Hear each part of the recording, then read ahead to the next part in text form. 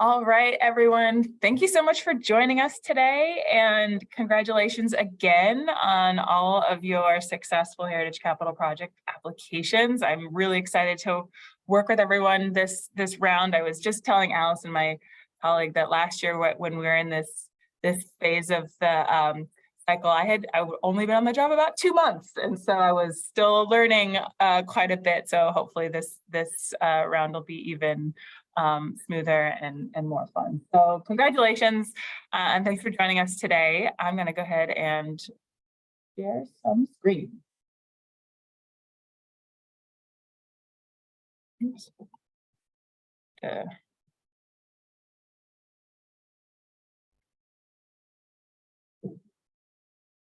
And David will have to watch the waiting room for me, but that should be pretty seamless. Okay.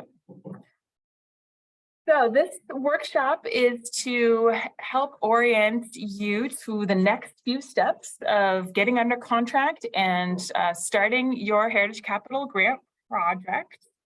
But first, I do want to start with introductions. If you don't know me, my name is Jay Barriston, formerly Mortensen. Changed my last name a few months ago. Still the same Jay. And then David Sinjak is on the line as well.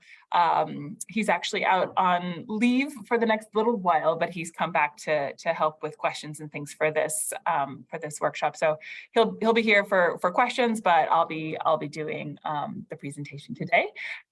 In the future, he'll be the person that is your point person for getting reimbursements of your grant. So we're definitely a team here at the State Historical Society and work very closely together on Heritage Capital. So you'll be hearing from both of us. And you've got our cell phones, both of our cell phones here. Cell is definitely the easiest way to get a hold of me. I mean, I do have a desk and office number, but I've always got my cell with me, so that is the easiest way for sure. And I can feel free to text if that is a preferable way of contacting. So for today, this is our rough outline. Just got some introductory information I want to share with you and a timeline, and then we'll do a walkthrough the HCP contract, which hopefully all of you were able to take a quick look at. I sent that out yesterday afternoon around 3 or 4, and apologies, I forgot to update a few of the dates in there, but the dates will be accurate in your contract that you receive in your drafts.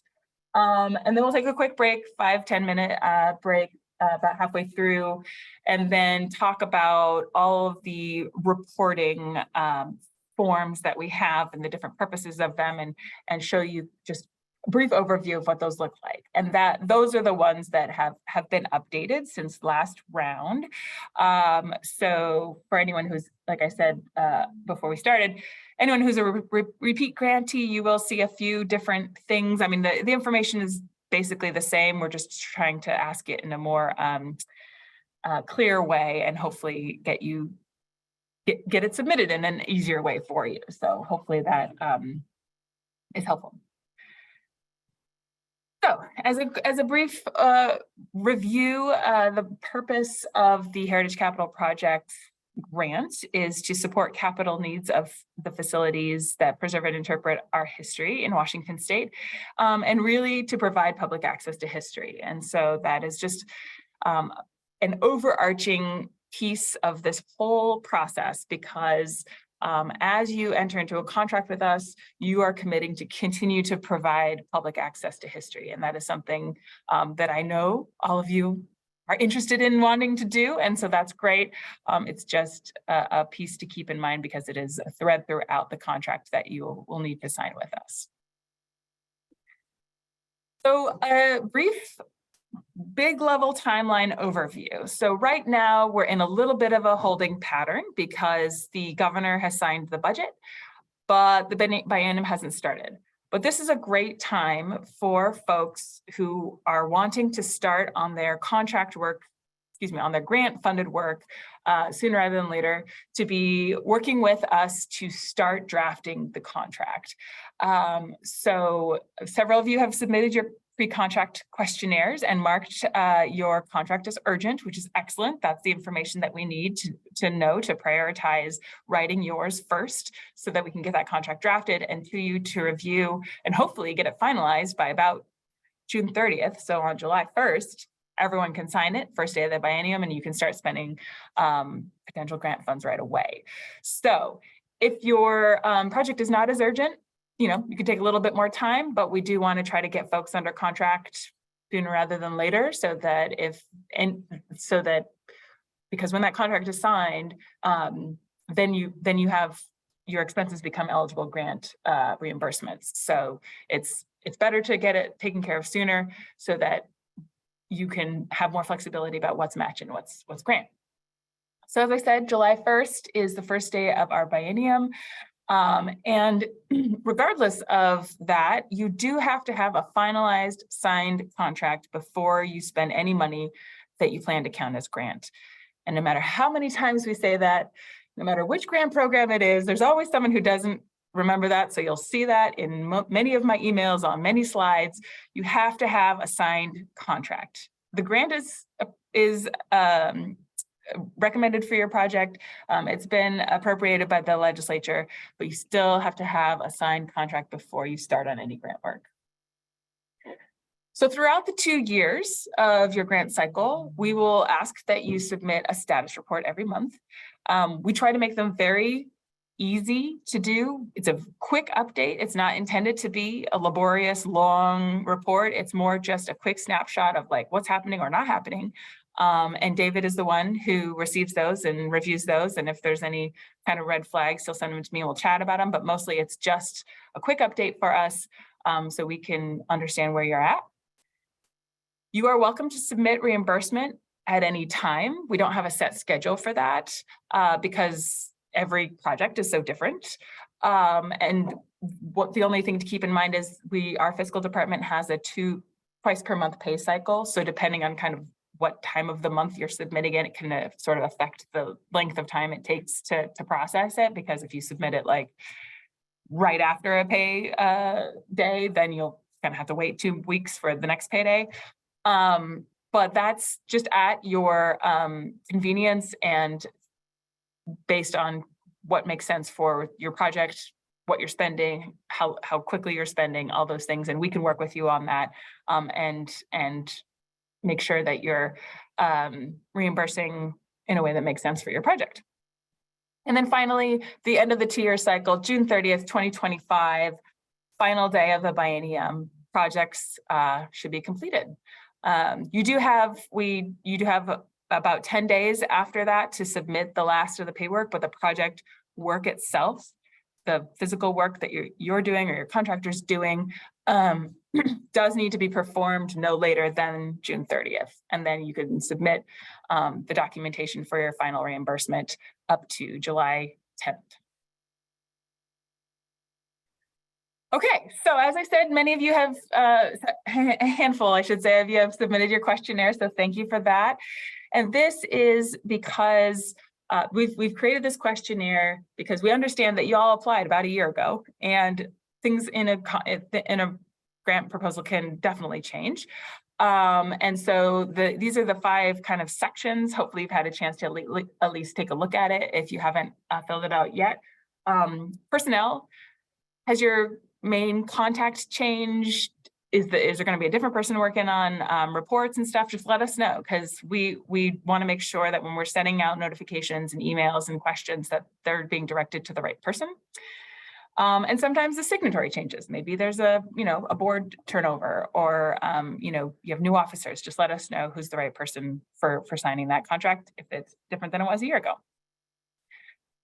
Scope of work. So within the scope of work does need to sort of stay within the intention of the grant, but we can be flexible on some of those details. If you have gotten into it with your contractor or your designer and it's like, oh, actually, we really need to focus on this piece, or this part of it's going to take a lot more money or time than we thought, we can be flexible with you The whole point is just to make sure that the scope is accurate in your contract, and that this sort of intention of the grant remains the same. So in the form, you'll see the scope that you presented in your application.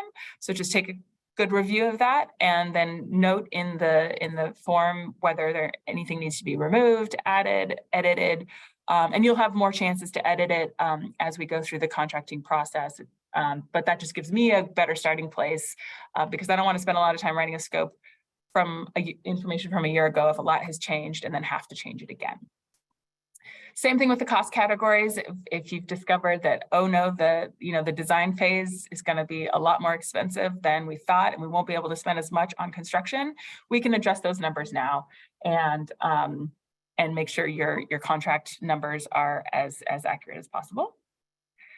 The thing that might take the most amount of time for you is the non-state funding sources. So many of you did demonstrate 100% in your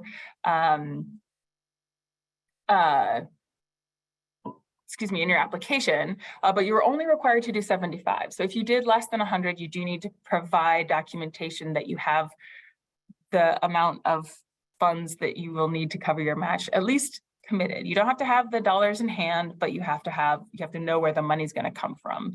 And we list those in the contract. And those can definitely be updated as well. Like if you were planning to use some particular income, but then you got this grant that you weren't expecting, let's add that in. We can definitely add that in as long as it's not a other state money. That's the main thing that we're on the lookout for is state funds cannot count as match for other state funds. And then lastly, timing of the contract. How urgent is it for you to begin your work? That really helps us prioritize which contracts to work on first. Are there any questions about the questionnaire before I move forward?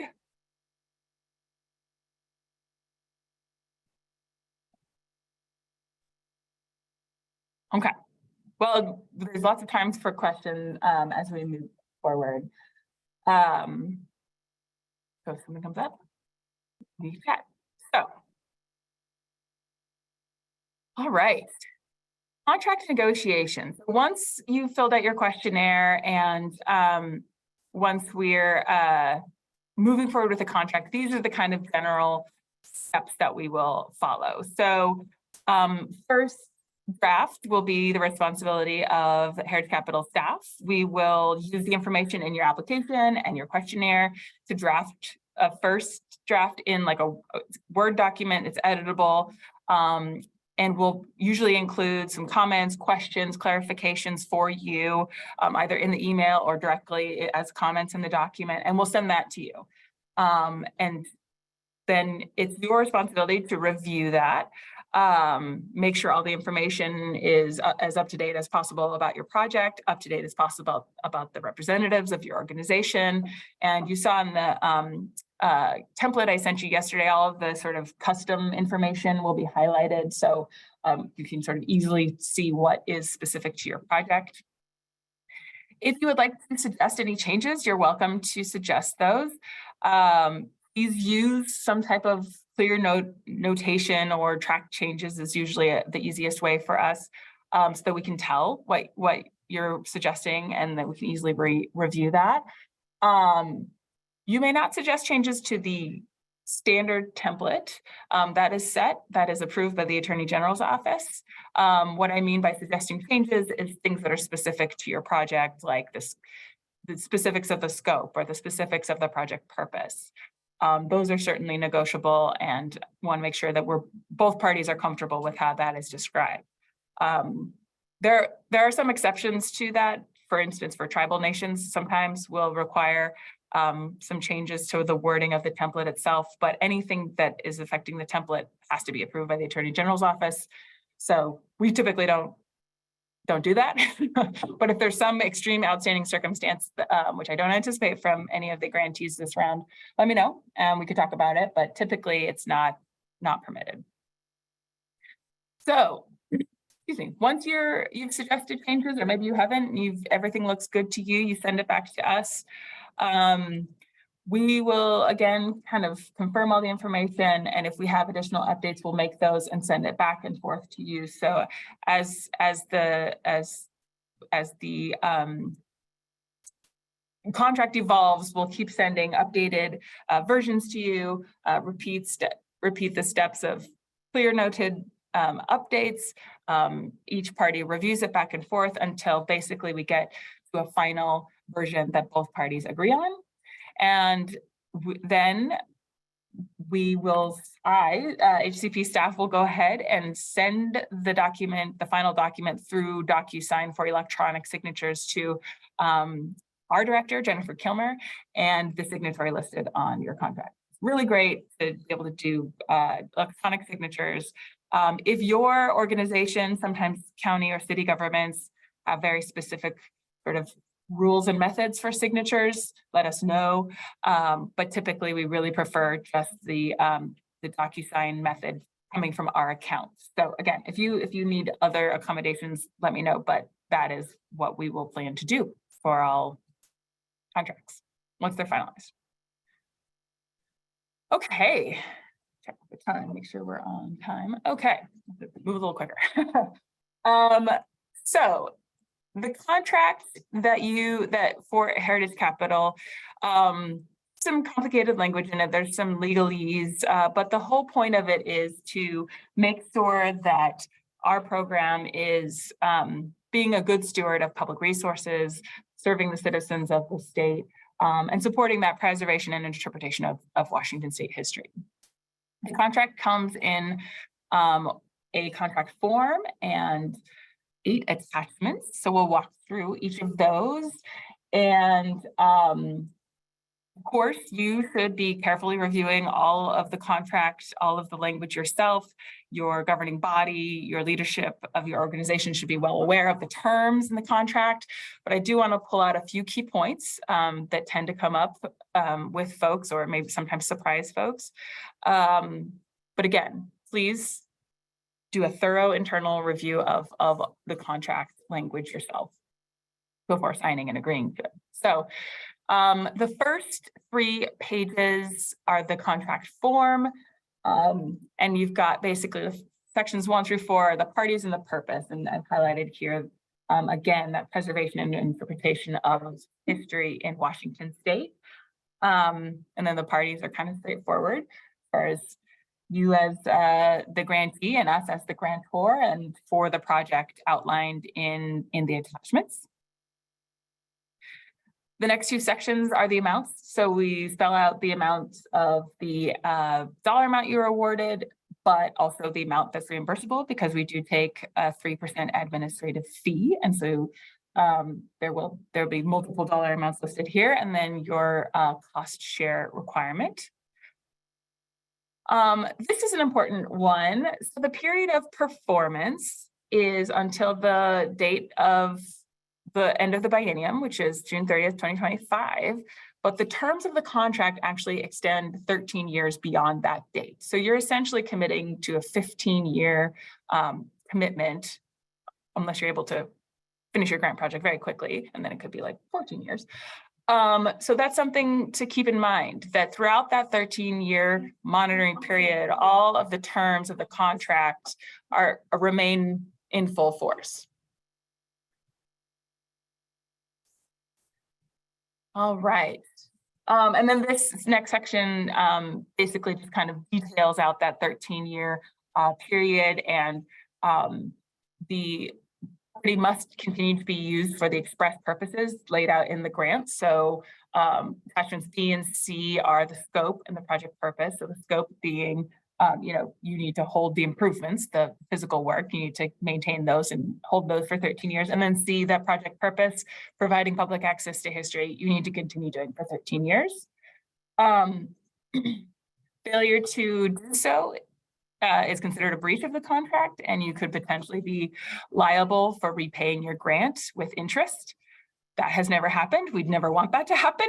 So it's just very, we want to make sure that you understand that is a possibility if the contract is in breach. And then throughout that 13-year period, there will be monitoring. The state has reserves right of entry to sort of check up on that state resource that has been invested in your property. So we'll talk a little bit more about later. Also, in this contract form, it discusses reappropriation, which happens quite regularly. Capital projects tend to, need to adjust their schedule. And so the important thing to remember is if at some point, if you do need to extend your project past the deadline of June 30th, 2025, which we hope not, because we hope all these projects can get going and get moving and be successful within the biennium. We do permit up to 2 reappropriations, but it's not guaranteed until the legislature signs the next budget bill. So we always tell people it has happened throughout the history of our program, but it's not guaranteed until the legislature signs the bill. So anyway, not to get ahead of ourselves, because hopefully not a lot of our reappropriations will be needed, but that is in your contract. It also outlines the attachments and the scope of the contract, or the sort of composition of the contract. And then it has representatives. So your contract representative should be your primary contact for your grant.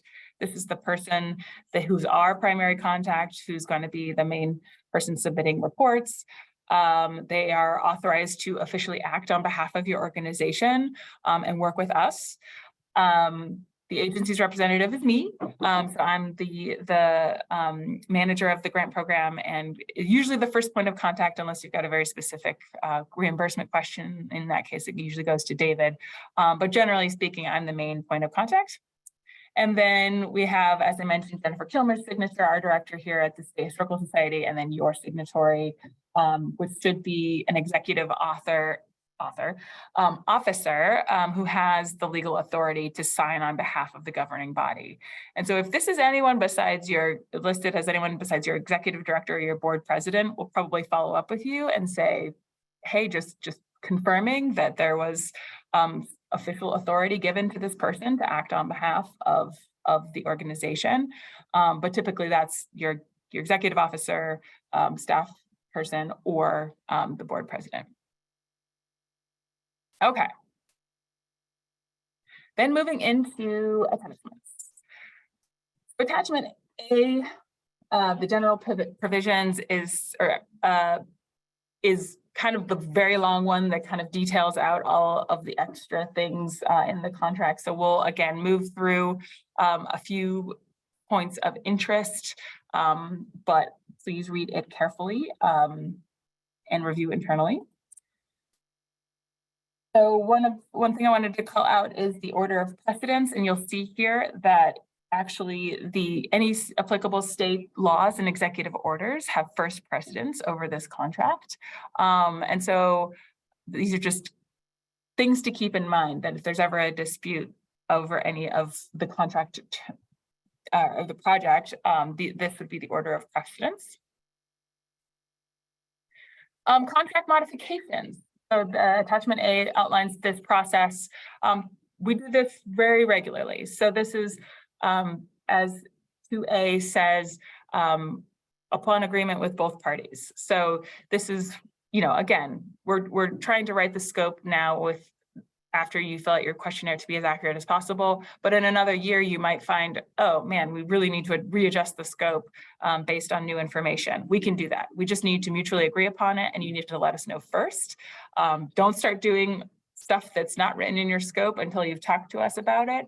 And we've put it in writing. It's a pretty easy process, pretty simple process of just creating an amendment that says the attachment B is removed and replaced with this attachment, and then we have a new attachment B that has the new updated language. It's and then we send it through DocuSign. So it usually happens pretty quickly. For the budget, if the changes are less than 10% in any sort of cost category or area, we don't need to do an amendment. But if it is going to be a more substantial change, kind of like I mentioned before, oh, the design is costing a lot more than we thought, then again, we'll do a pretty simple amendment to the budget attachment with new numbers and send that through DocuSign for signatures. Non-assignability. This means that this contract is your responsibility. You can't sell the property. You can't transfer the responsibility of this contract legally to any other entity.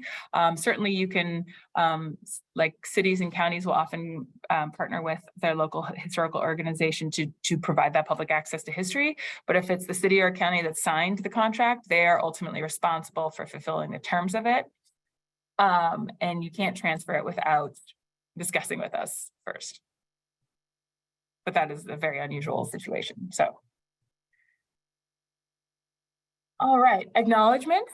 We do require acknowledgement of the grant funds in any of your publicity materials, marketing, anything that's kind of public facing. We require a posted sign during the project. So, just sort of like this project is funded by, and then ultimately a permanent marker after the project is completed and it's not a construction zone anymore. So the permanent acknowledgement must be confirmed before your final reimbursement will be processed. And we're pretty flexible with that because we understand that different sites have different donor walls or different ways of acknowledging folks, and we're not really interested in having some particular color or size or composition of it. We want our grant to fit into however you acknowledge your donors. So we're very flexible with that. It just needs to be there. Something to be aware of, that the State Historical Society is a public agency and we are subject to Public Records Act. So anything you submit to us becomes public record. So keep that in mind. Email, reports, this contract that you'll sign, and you would need like a court order to prevent us from disclosing materials if someone requests those public records. So something to just be aware of. You in the contract also agree to evaluation and monitoring, and this is both kind of throughout the project and also that during that 13-year period after, which we'll talk about in a little more detail later. And then I'm not going to read through this whole thing, but the contract does lay out dispute resolution processes. So again, we don't want anyone to be in breach. We don't want to have any disputes. This is something that to my knowledge has not really happened with our program, but it's good to have it written out for you to be able to understand what the process is if something does go sideways. So good to read through it and understand the agreement. And then also some terms for termination. So we do have the right to terminate a contract for cause. So if you're not, meeting the requirements of the grant, we can terminate for cause and require you to repay any grant money that you have received so far. Again, this has not happened in the history of the program, but it is here in the contract, so it's important to understand. And then there's also termination for convenience. This does happen from time to time where someone is not able to complete their project, but they got part of it done. We can kind of terminate the project, and they can keep the reimbursement for the part of the project that was done, even if they weren't able to do the full scope. Typically, what we do in that case is we would do an amendment at the end and just reduce the scope to match the amount that was able to be spent. So hopefully won't happen to any of our projects this year, but that does kind of from time to time come up if there's just a major roadblock that is not surmountable. There's also language in here about termination for fraud and other things.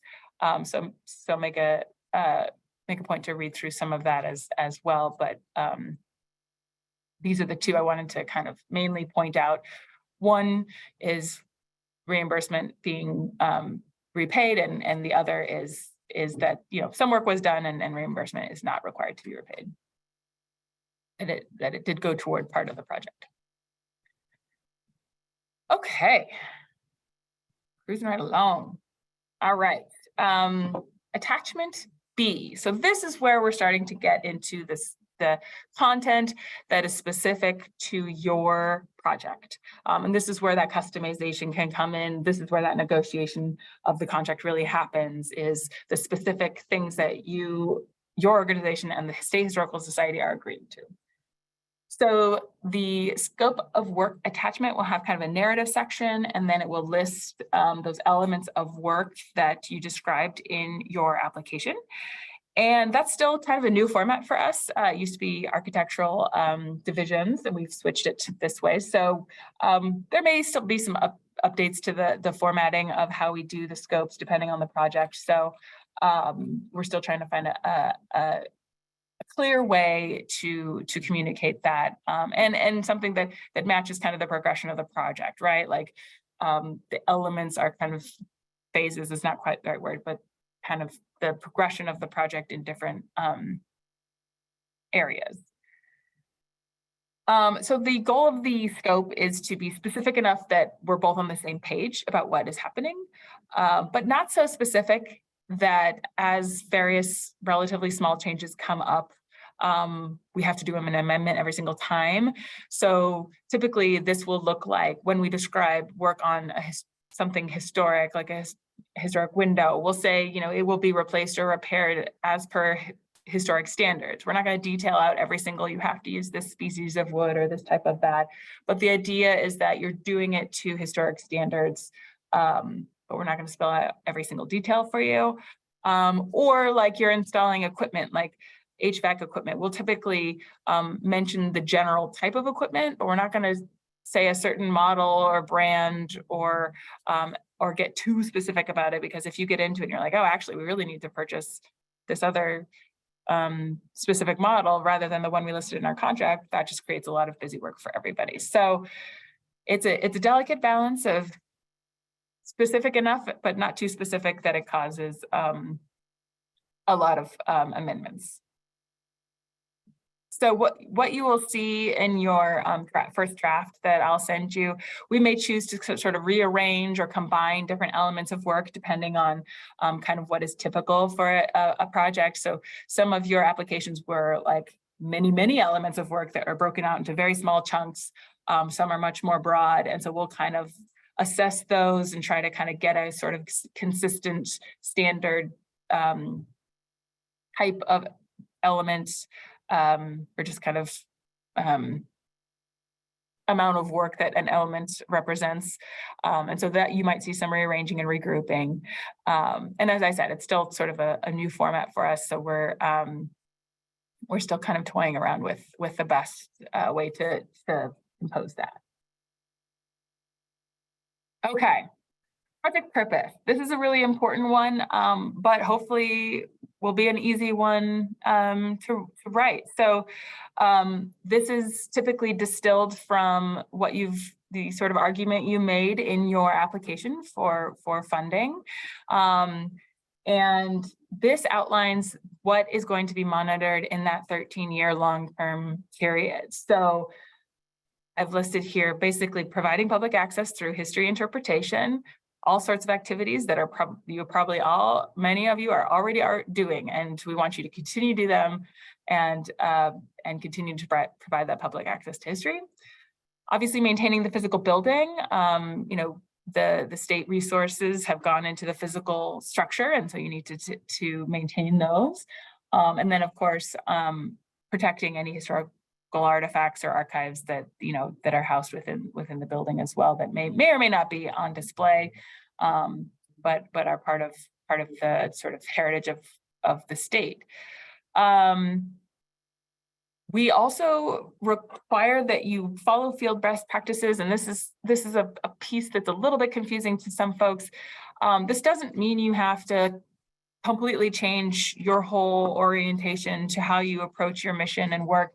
It mainly means being aware of kind of what the best practices are for exhibits, interpretation, collections management, and making sure that you're working toward kind of maintaining or developing best practices. So many of you, we have a lot of really strong applicants and grantees this year. Many of you are already doing this. So just keep on keeping on. That's it. We just want to make sure that folks who are utilizing state resources are,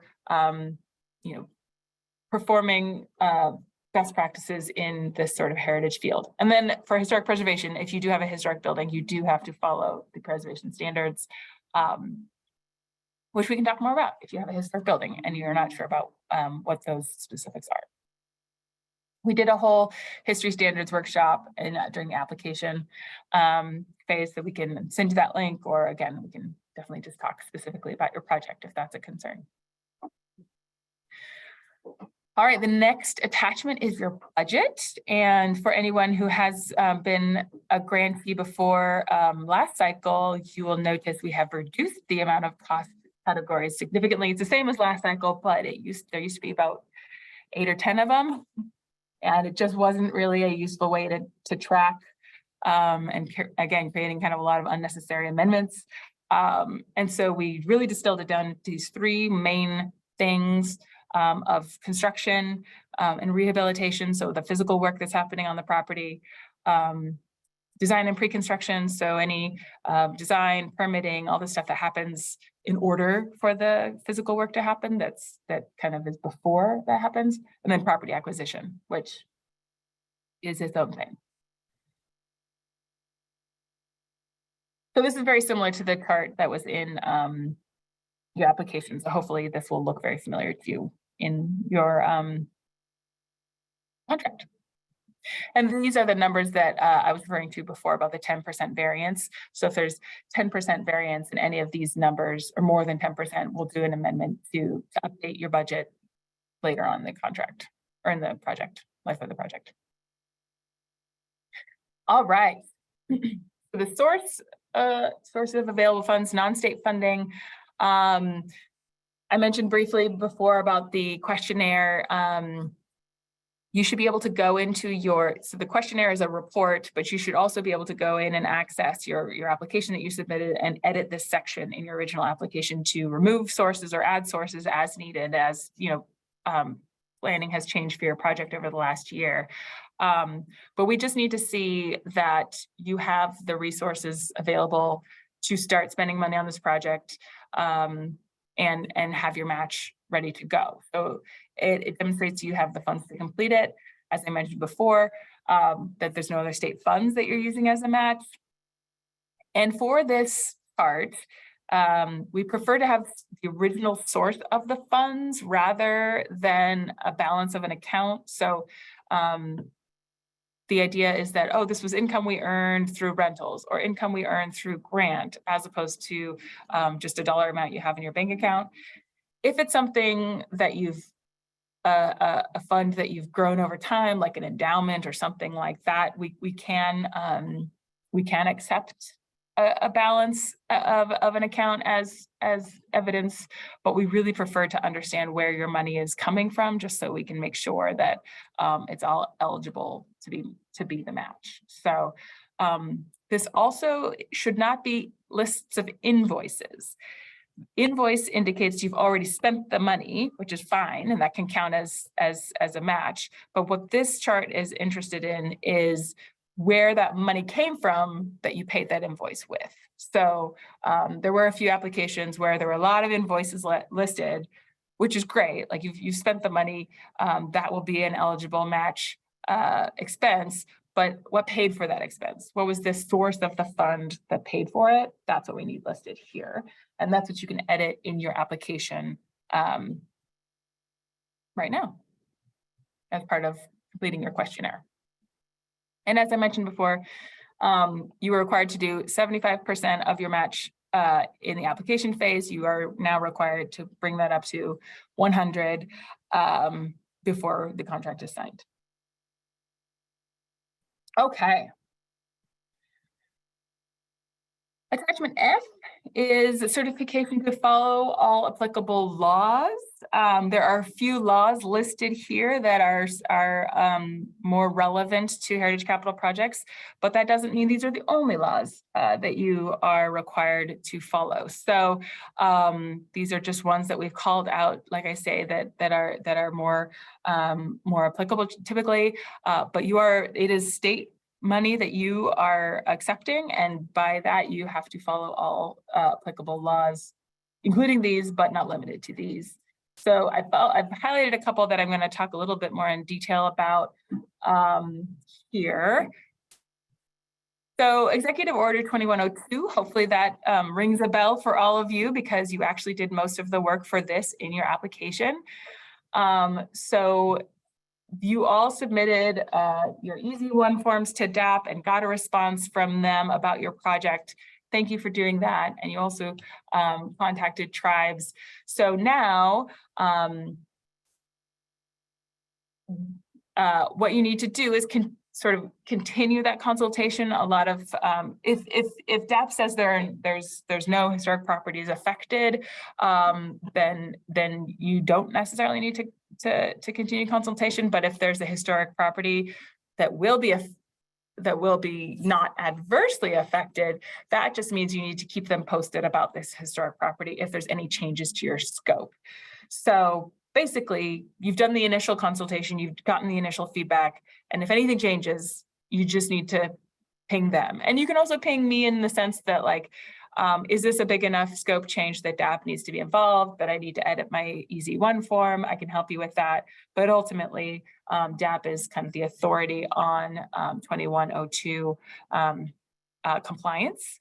And just for reference, in talking about 2102, you'll hear the terms THPO and SHPO, THPO, SHPO, and that stands for Tribal Historic Preservation Officer and State Historic Preservation Officer. So the office or officer. So DAP is our SHPO, our State Historic Preservation Office.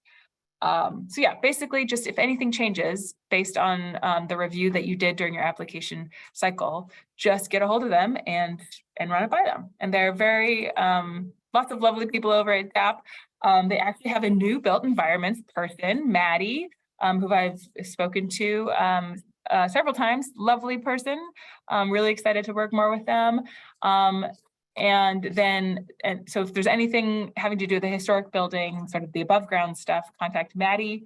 For anything archaeologically related, if you're doing, if you have to do more ground disturbance than you were thinking of, or you run into something as you're doing your ground disturbance that you already planned to do, contact Rob and the tribes. And then if you don't know who to contact, there's a general 2102 email address down there. If you don't know where to direct your question, you can send it there and they'll make sure that the right person sees it. All right, the other one, second highlighted one was prevailing wage. So you need to file your intent to pay prevailing wage with the Department of Labor and Industries. This is a tricky one that I don't know a lot about, and I'm learning more about it. But it sometimes is a little complex, but it is required by utilizing state funds. So the Historical Society is considered the awarding agency, and the owner operator. So you as a nonprofit, as a city or county are considered the prime contractor. And then each of your contractors and subcontractors will need to submit their own prevailing wage intent to L&I, Labor and Industries. And posting your intent forms and submitting certified payroll records. So a couple, yeah, Stephanie. Quick question, because this came up the other day. So on prevailing wage, is it for the entire project, reimbursable funds as well as matching funds? Yes, great question. That was going to be my next comment. Sorry. So that's It's all good. It's all good. I would much rather have folks ask questions to hear the answers that they need. So please feel free to raise I hands. can't ask questions too, apparently, so. Yeah, so there's no minimum dollar amount that triggers it. It's just any state funds. So whether your grant is $10,000 or $1 million, it doesn't matter. Once state funds enter your project, prevailing wage applies to everything. So that's match, I guess, unless it's donated labor, of course, because Right. those people are not being paid. It's match, it's grant funds. The exception is you don't have, if you're a project that has been going on for several years, much like yourself, Stephanie, you're not required to go back pay. But basically, once the funds are committed to your project, anything that point forward has to be paid prevailing wage. And for this program, that's actually the date that the governor signed the bill, which was May 16th, so about a little less than a month ago. You all are required to be paying prevailing wages on your projects. So as I said, we're not the regulatory agency. It's definitely something I'm learning more about, trying to learn more about. But all the sort of questions and specifics of this really do need to be answered by L&I staff. Got a couple contacts here for you.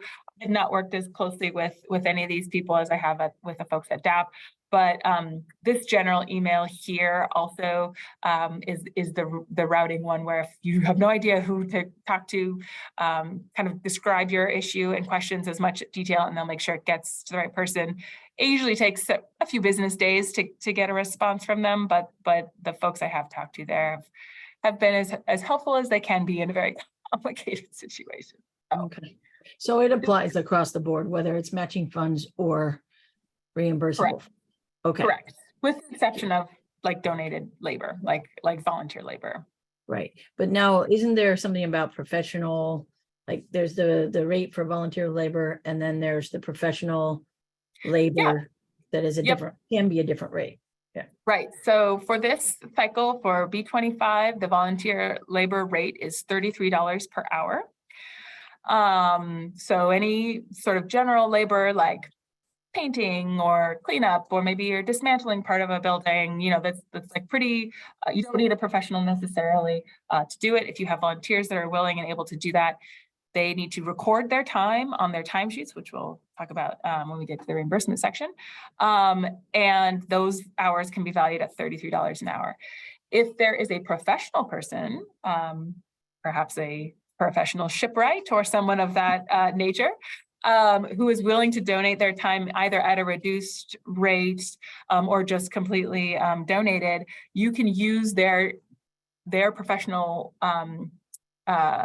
rate, or the difference between what they charged you and what they would normally charge, as an in-kind match. So what we would need to see, though, is basically documentation that they are a professional who does what they say they do, and that's their work. What was I going to say? Yeah, so typically that looks like an invoice saying like, this is my profession and I would normally have charged this, but I'm donating this amount, and you submit that as your part of your reimbursement as in-kind donation. So Yeah, thank you. Yeah, absolutely. It's awesome when folks are able to get those very skilled hours donated, because it goes a long way. So, all right, and then the last piece of that sort of applicable laws attachment is the high performance public buildings lead requirements. This probably doesn't apply to anyone on the call. It's got the minimum square foot, either it's got to be new construction of 5,000 feet or more, or a rehabilitation where the new sort of the affected area is 5,000 feet or more. So if you think this might apply to you, let us know. If you're doing construction of more than 5,000 square feet, we can get some more information about that through DES. So, but it's something to be aware of if you do have sort of a larger, more major project part of your grant. Okay, we're cruising to the end of the contract. We're actually on pretty good time, and so we'll take a break here not too long. Next attachment is property parcel information and property description. So this is, in the contract form, it references this project for this particular property, and it refers to this attachment. So this is detailing, again, just the boundaries of the property where the contract agreement applies. I always recommend to folks, like, make it as basically tight as you can. Like, if you own multiple parcels, but the grant funds are only really affecting one, it makes sense to only list the one where the grant funds are actually, contributing to the physical changes of that property. So, I mean, for most of you, a lot of the activity is happening on one legal parcel, so it may not apply. But if you have a larger campus with multiple parcels, let me know, and we want to make sure that that the contract applies to really only what the state is putting money toward. So all of this information comes from your property profile in the Heritage portal. So on the left-hand side of the navigation, you've got your applications, you've got your reports, and one of them is property profile. If you click on that, it lists the property that was in your application. And most of you have, I would say, probably half of the information we need. But I will probably, if this is not all filled out, I will probably ask you to go in and add your GPS coordinates, add your legal description. So that's something that you can also do in the meantime to speed things along, is go in to your property profile for this grant and make sure all of this information is detailed, so that when I pull from the portal for your contract, it's all just automatically populated, and you can just confirm, yep, all that's correct. And then we can just go ahead and move forward. So that's another task that would be helpful. And then we have leases, contracts, and agreements. So if you are not the property owner, if you have a long-term lease, you should have submitted that lease with your application, and that will need to be listed here in this attachment to the contract. And it must demonstrate that site control beyond 13 years past project completion, which, as I said, essentially means 15 years from now, 2 years of project work, 13 years of monitoring. So that'll take you up to 2038. If there are any other agreements that affect who has property access, we need to list those here.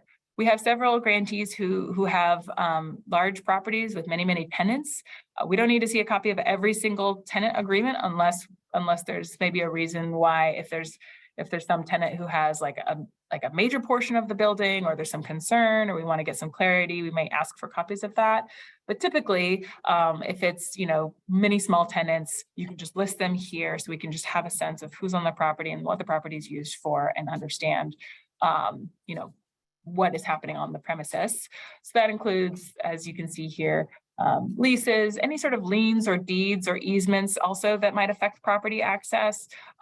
Just let us know. I mean, it's more just so that we understand kind of the encumbrances of the property, and make sure that, again, it's all about making sure that public access will be possible. So let us know what legal agreements affect your property, and we list them here.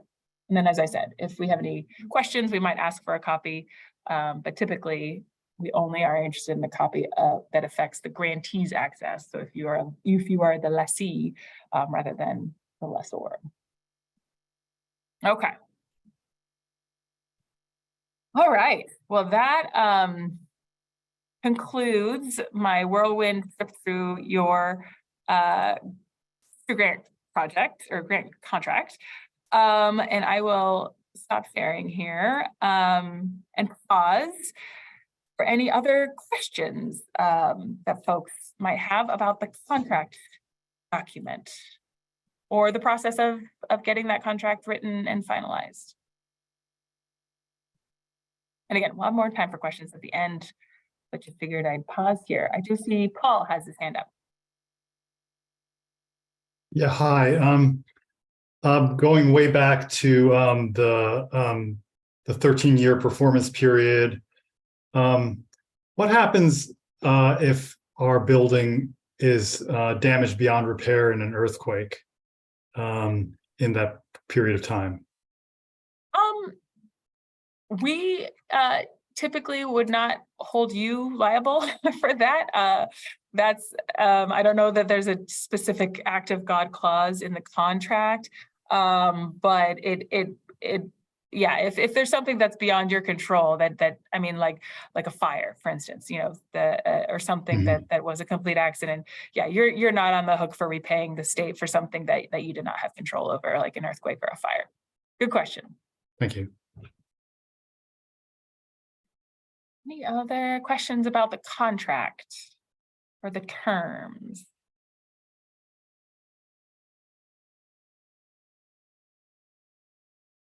Okay. Well, let's do a 5-minute break. Folks can get up, stretch, grab some water. So let's come back here at 11:01 and we will start with reimbursement forms and status forms and all the fun things in the portal. All right, we'll see you soon.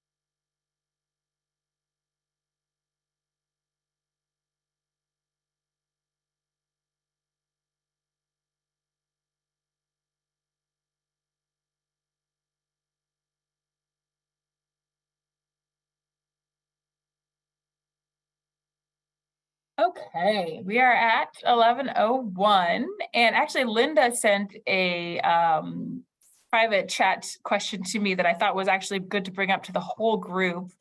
And she asked if can we change or reduce our non-state funding since we're way over the required amount?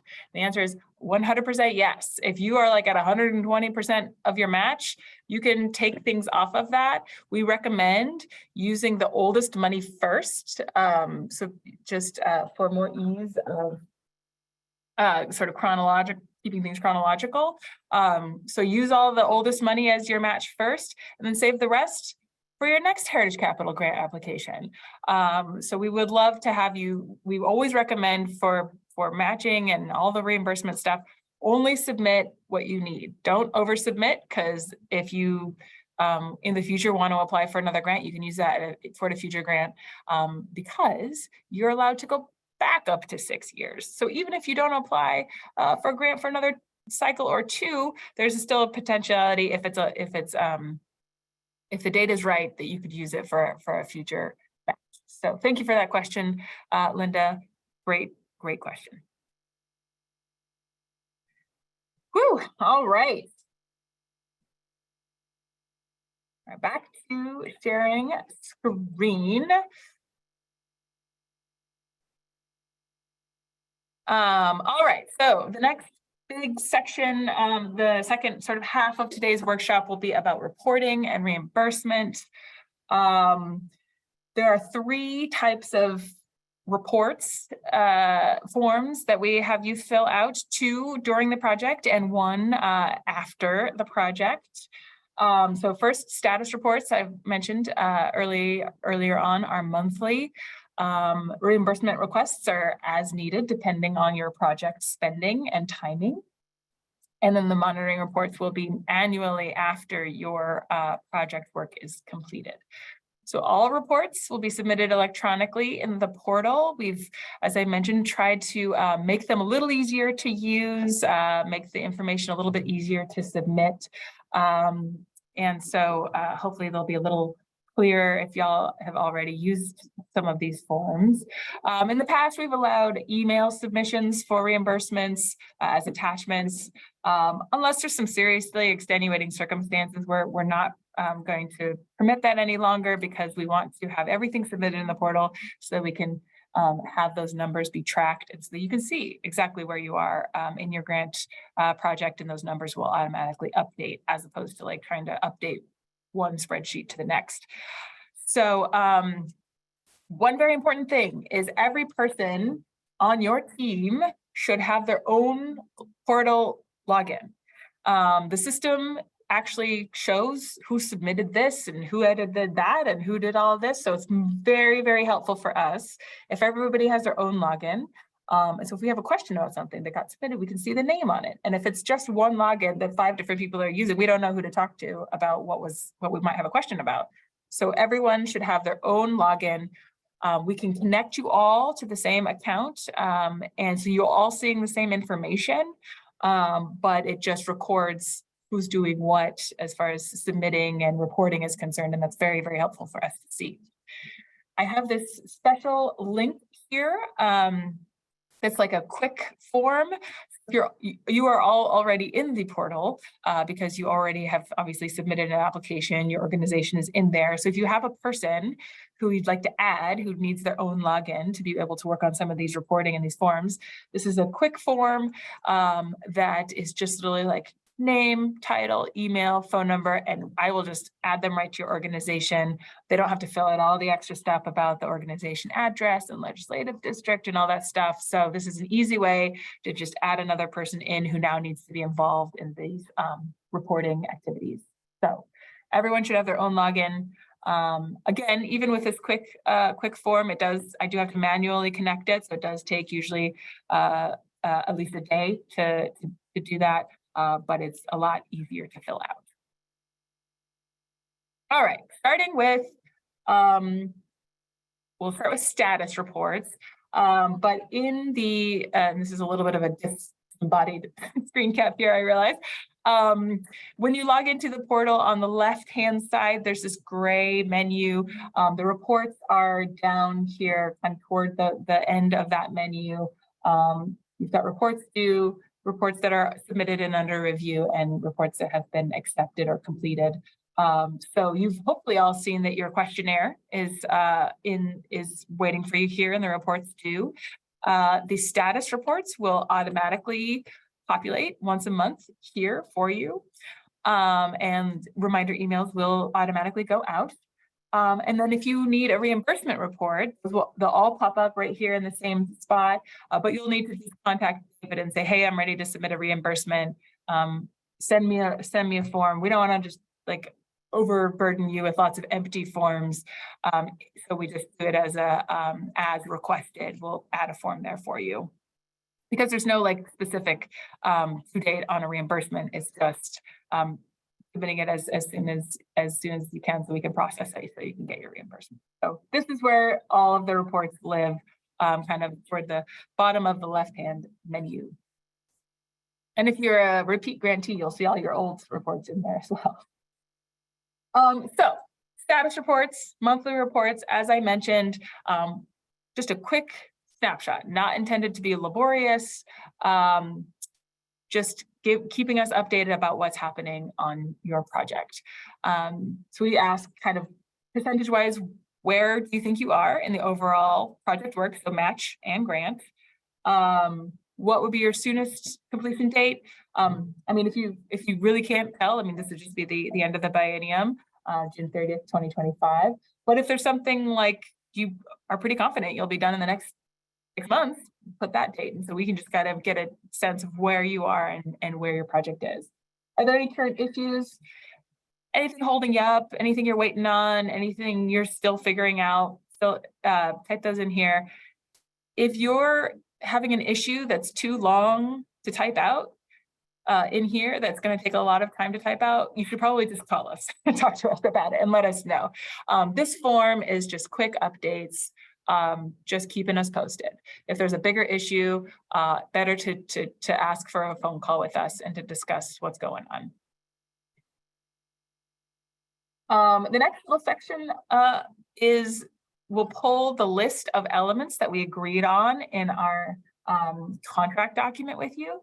So it'll just kind of give you these headers, and prompt you to go ahead and give us a little update about each of the specific ones. And again, looking for something real simple. So you click on the little plus button, a little form will pop up here. You enter the element that you're talking about, give us a quick update on its status. Again, short update. This is what's happening. This one's complete. This is what we're working on. Just a quick snapshot. Make it easy. You do have to write the element of work yourself in the box. I mean, the list will be there for you, but we couldn't get it to auto-populate in this system. So you do have to rewrite it, but we provide the list so you have a good reference point. You don't have to keep referring back to the document itself, the contract. And then last, please provide some photos, some updates, some visual updates for us. We love going on site visits, but we aren't able to get it out as much as we'd like. So it's helpful to see progress happening through photos. Of course, please do remember that anything that is submitted becomes public record, and the state could use it for the purposes of this grant program. So make sure you have permission to share the photos that you're sharing. It's really helpful also if you use a descriptive file name, so with a date and like kind of the scope element or some type of detail. It's easier for us to be able to see what it is instead of just having like image codes. So it's really helpful if you do have some descriptive titles. And I just pulled a couple of fun photos from a recent report from Whitman County. We love seeing photos. This is the Pullman Depot and all of their new roofing tile. So exciting. This is one of our B23 grants. So again, anything submitted to us becomes public record. So definitely keep that in mind. All right.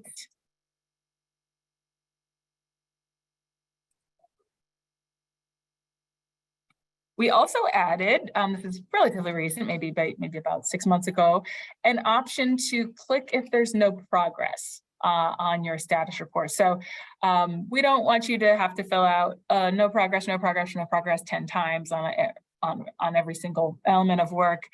So we just have this sort of quick check. Something's on hiatus because of circumstances that you're waiting on, and then a box will pop up asking you what date you anticipate work to resume. It's fine to have this happen for a few months in a row, especially often over the winter time. We get a lot of folks where projects pause. If you go too many months selecting this over and over again, we may contact you and kind of ask what's up and ask for a more detailed update from you on your project, and kind of get a sense of why the delay continues to go on. Or if your resume date just keeps getting pushed back and back, we might want to connect with you and ask what's going on there. But this is an easy way. Again, like over the winter, a lot of projects pause.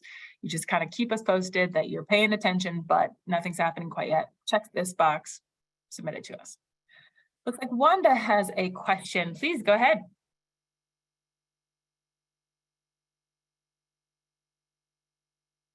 You are muted. I'm not sure if you're trying to speak.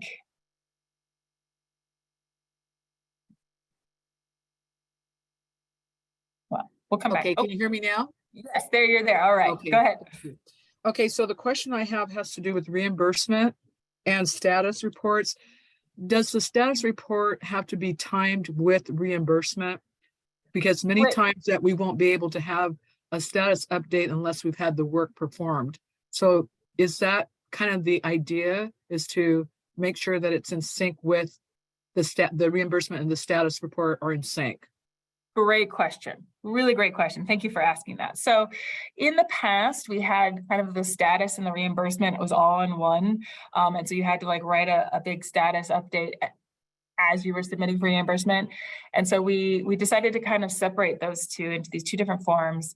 The idea is that you're keeping up with your status reports monthly. And then when you go to submit a reimbursement, we've already seen the work that's happening.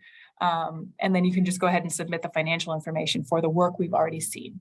We don't have a specific requirement of you have to have submitted a status report within 30 days of requesting a reimbursement. We don't have a requirement like that. But if there's a situation where you haven't submitted a status report in maybe 6 months or 8 months or something like that, and there's a bit of a red flag there for us, we will ask you about that. So we'll follow up and say, well, you're submitting this reimbursement. We're not really seeing the work actually take place in your status report. What's going on here? We need more information. So yeah, if there's a big delay in status reports, we may ask you to go in and submit one before we process the reimbursement. But hopefully you're kind of keeping up with it month to month, and we're seeing it happen. And by the time you're submitting for reimbursement, we already see it happening. We see the financial documents. We can just get you going. Does that answer your question? Yes. Thank Perfect. you. Yeah. So we're kind of trying to keep it flexible as far as having them in two separate reports. So we'll see how this goes. And if anything is confusing, let us know, because we want to adapt this process to be as useful to you all and clear to you all as possible, while still getting the information that we need. So, okay. Any other questions about status reports? Because we're moving into reimbursements next, and that's kind of the big one for the hour. Okay. Hopefully status reports are low stress, very easy. Log into the portal, submit a quick little summary. All right. So reimbursement requests. Just a few things to keep in mind. You must maintain that 2-to-1 match to grant ratio throughout all of your reimbursement requests. So we can't basically advance you any grant money beyond what you've matched. You have to demonstrate match first, and then we can reimburse you for expenses after that that can be counted towards your grant. The overall process is that you list all of your expenses in the spreadsheet. You attach documentation of all of those expenses in a packet that shows your invoices, your receipts, and then both the project manager and the signatory for your organization sign off. We submit it to our fiscal office and we review it and then send it to the fiscal office once it's approved. And then you get your direct deposit of your grant funds. So we're going to do a quick review of eligible expenses. This should all be reviewed because this was part of the, application process. So this information is in the RCW, or might be the WAC. Can't remember which one. I should have had a citation here. But this outlines eligible expenses for our program. So construction, purchase, restoration, or preservation, acquisition of property, protection of our archaeological sites, physical improvement to interiors, which is just for museums in particular, includes like all the building around an exhibit or programming space. So that can be the interior finishes, the electrical, it can be all of the things around the space, but it can't be the exhibits in the space. The exhibits are not eligible expenses, but everything around them can be: carpeting, wiring, painting, walls, anything that is related to the building itself. Construction related design and engineering, purchase of equipment, and then bridge loans or financing. This is not typically used because you have to obtain the loan after you have your grant, and that just doesn't really happen the way that we organize our program. I guess potentially if there was an emergency loan situation, that could be a potential situation, but typically this is not something that we work with. For most folks had eligible expenses in their application. There were a few folks who listed things like public outreach and marketing as elements of the work of their project. Those are not eligible expenses. We will be removing those through the contracting process. And that might be one difference you see between your application materials and the contract, that the first draft that we send you. So there were a few things out there that weren't eligible, that weren't included on this list. And something important to remember is there's no difference in eligibility between match and grant dollars. It all has to be on this eligible list. They're all the same, with the exception of, with the exception that past expenses and then donated labor can only be matched, but they all need to be related to capital and be eligible expenses. Again, hopefully that was all just review. A few examples of ineligible expenses. Maintenance, routine repairs, any supplies for the building, like, light bulbs and toilet paper and that type of thing. Salaries, programs, equipment not directly related to the project, automotive vehicles, any administrative functions. So this is one actually that does come up. We cannot reimburse or count time that you spend administrating for this grant as part of the grant. It's only time spent directly on the capital work itself, or managing that direct capital work itself, that can potentially count as an eligible expense. Fundraising does not count. Anything outside of the allowed dates completed prior to the start of the biennium has to be matched. And then any loans incurred prior to the start of the biennium are also not eligible. Okay, a few frequently asked questions that we get about expenses. Is aggregation of deferred maintenance items considered a capital project? This is a tricky one. Technically, no. Aggregated deferred maintenance is not a capital project. A capital project is supposed to be a significant capital improvement of a property.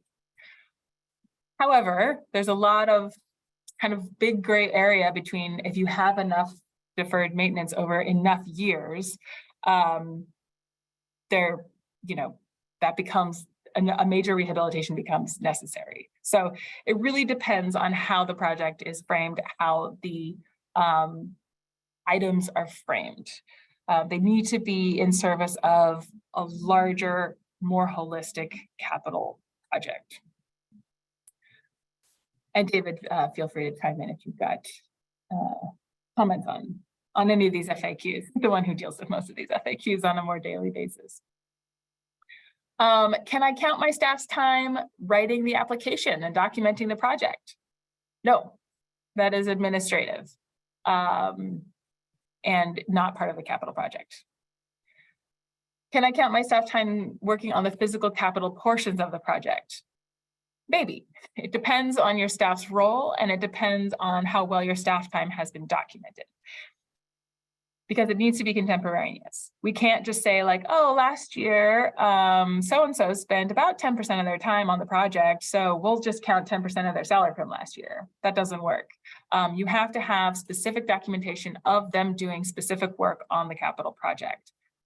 Whether that's a code that you track work with, whether that's timesheets you track work with. If this is something you're interested in, talk to us. And we'll see if you have the right documentation to be able to count that. And if you want to count something like this in the future, talk to us, and we'll see if to make sure that you're able to document that correctly and that it is in fact eligible work that you're wanting to count.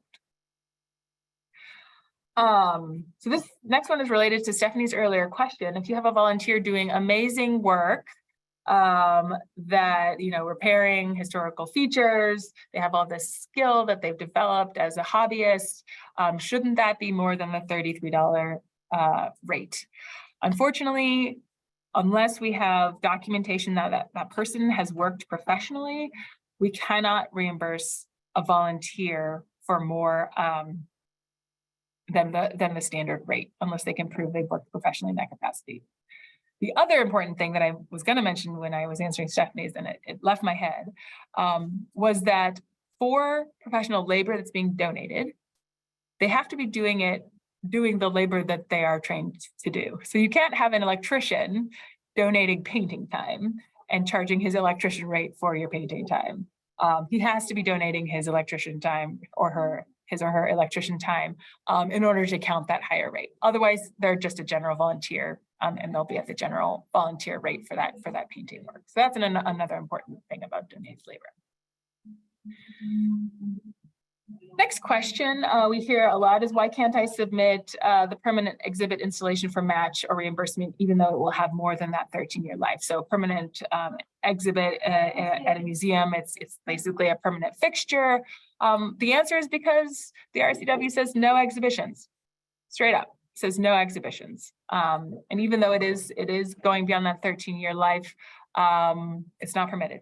So it's just building, it's just capital, it's the shell, exterior, interior of the structure itself. What's the rule for including equipment? What does equipment mean? So this equipment involves something that is basically affixed permanently to the building that sort of is functional for the building. So like HVAC equipment, things like that. That is necessary for the project. So this does not include, as the next bullet says, tools necessary to do the project. So if it is not going to be permanently affixed and it's not going to be used up during the course of the project, it is not an eligible expense. So if you go out and buy a bunch of new saws or something to do your project, that's going to have to be an expense of your organization. It's not a grant expense.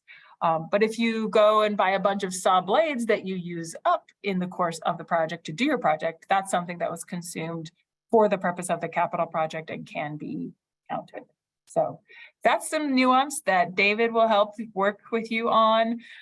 If you're doing that level of project management, a lot of folks do just kind of do more than not folks are hiring contractors for that level of management and submitting invoices, not specific receipts for very small things, but some folks do. Some folks do a lot of the work themselves.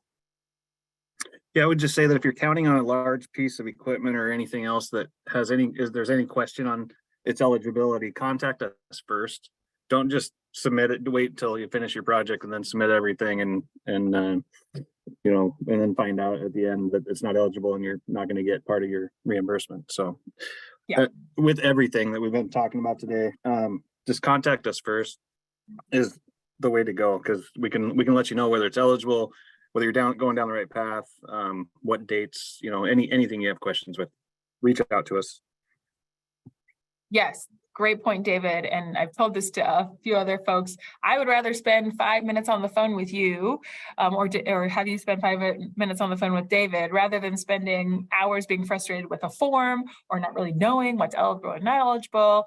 Like, we can help you. So feel free to email, call, have a quick conversation so that you know that you're doing something right or you're getting the help that you need so that you're not just feeling adrift out there. So please, it is our job to help you through this process and to help you get your grant money within the rules that we have to follow.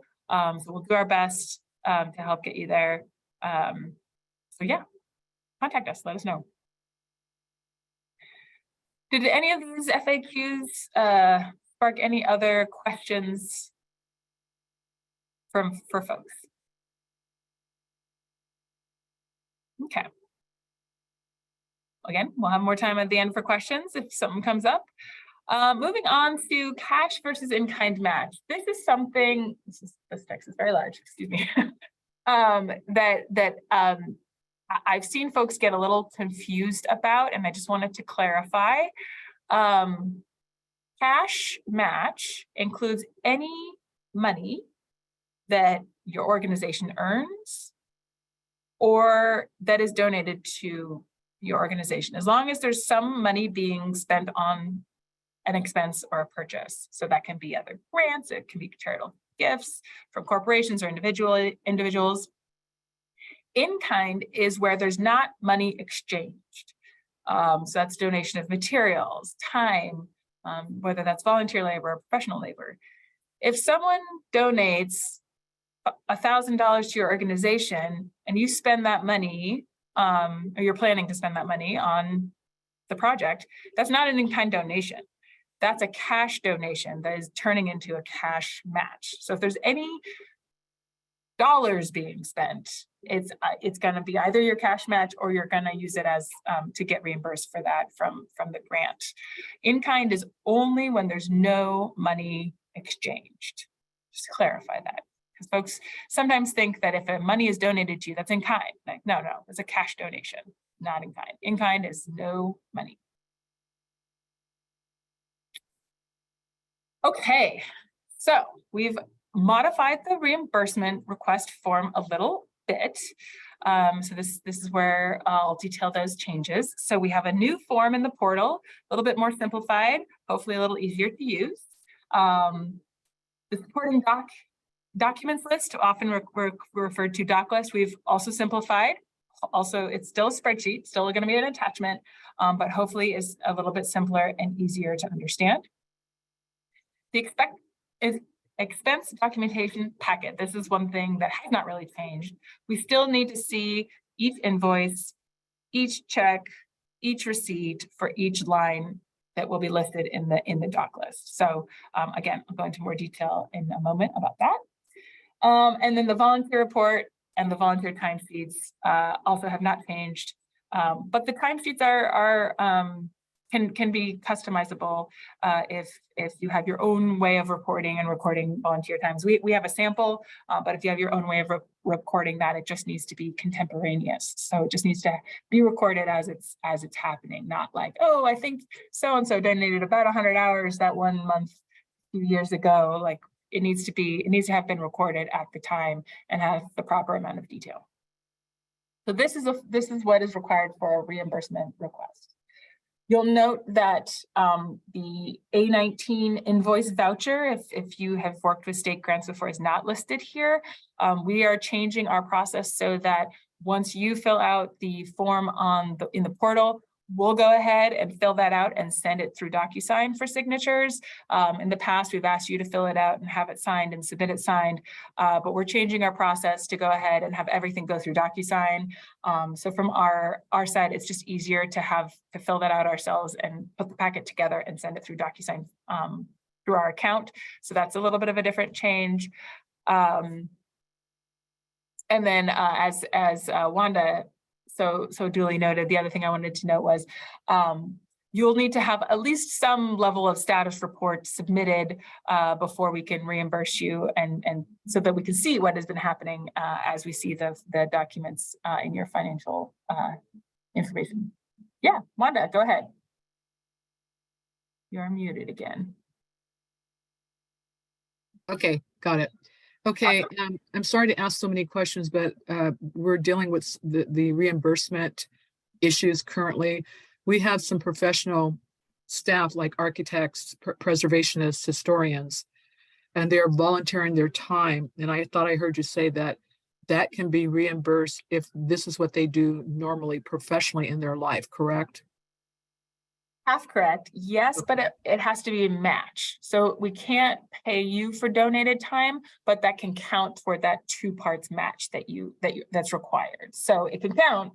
We just can't. We can't come out of the grant. It has to count for your match. Does that make sense? But we would be reimbursed.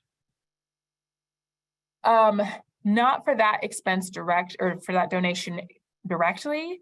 You would. So in your form, you list all the expenses. Some count as match, some count as grant. So that one could be listed in your document list as part of the match, and then you could be reimbursed with grant funds for something else. Does that make sense?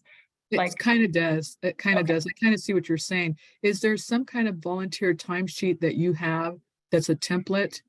Yes. Yep. We can do. use. Okay. Yep. Okay. Yep. And again, you're welcome to come up with your own format that works for your organization. I have an example from our friends at Quilcene here in a couple of slides. We have a template that you can use. You're welcome to use. You're welcome to adapt it. We just need to make sure it's the right information, which I'll go over in just 1 minute. Okay. So yeah. Okay. Wanda, if you're confused about the kind of match versus grant and what can be reimbursed and what can't be reimbursed as far as the specific line items, Right. Sometimes it's a little easier to talk it through if we see everything kind of written out. Mhm. So maybe afterwards we can hop on a call and like look at all of the expenses in a list together, and then I can kind of talk you through it and explain. Okay. Okay, that sounds good. I'm definitely going to have to call you on that one. Mhm. Sounds good. Okay. Like I said, Okay. that's what we're here for. Happy to help. Would rather have a productive 20-minute conversation than have you spend 2 hours frustrated with these forms that can get confusing. So Okay. Thank you so much. absolutely. And Anna asked if the slides will be made available. Yes, I will definitely send them out after our workshop today.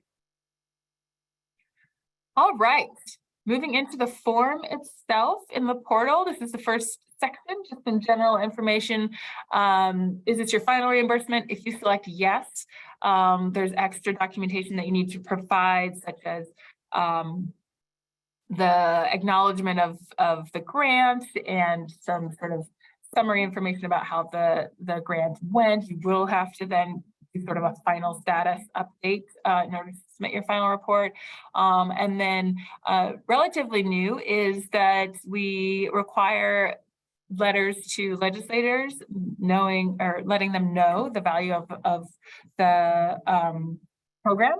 So we'd require you to attach those in your final report at the end of the project. So we don't send them for you. We expect you to go ahead and send those to your legislators, and because you are the ones with those relationships. But we want to make sure that folks are understanding the benefits of the state money and all the good that it's doing around the state. So we are requiring that as of last cycle, actually. And then we ask for the earliest invoiced and the latest invoice dates, so we can kind of keep track of things.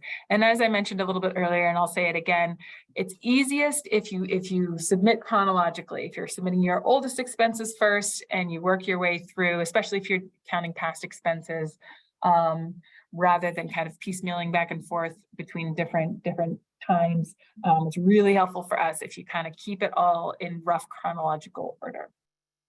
It doesn't mean if you find an invoice later that you're like, oh, I had been looking for this and it just got lost, that you can't submit it to. But generally speaking, we hope that you're keeping good enough track of all of your expenses and organizing them in such a way that you can submit them in an organized and chronological way. Okay, so after this introductory section, there's this new section, which looks a little confusing here, but these letters correlate directly to fields in the DocList spreadsheet. So you will literally just transfer numbers over into these boxes from all the calculations that are happening in the spreadsheet. And then you'll add your attachments. So the supporting the DocList, which is the spreadsheet that I've mentioned, the expenses packet, which is all those invoices, receipts, checks, volunteer report, and timesheets, which I will detail in just a moment. And then other documentation would be like,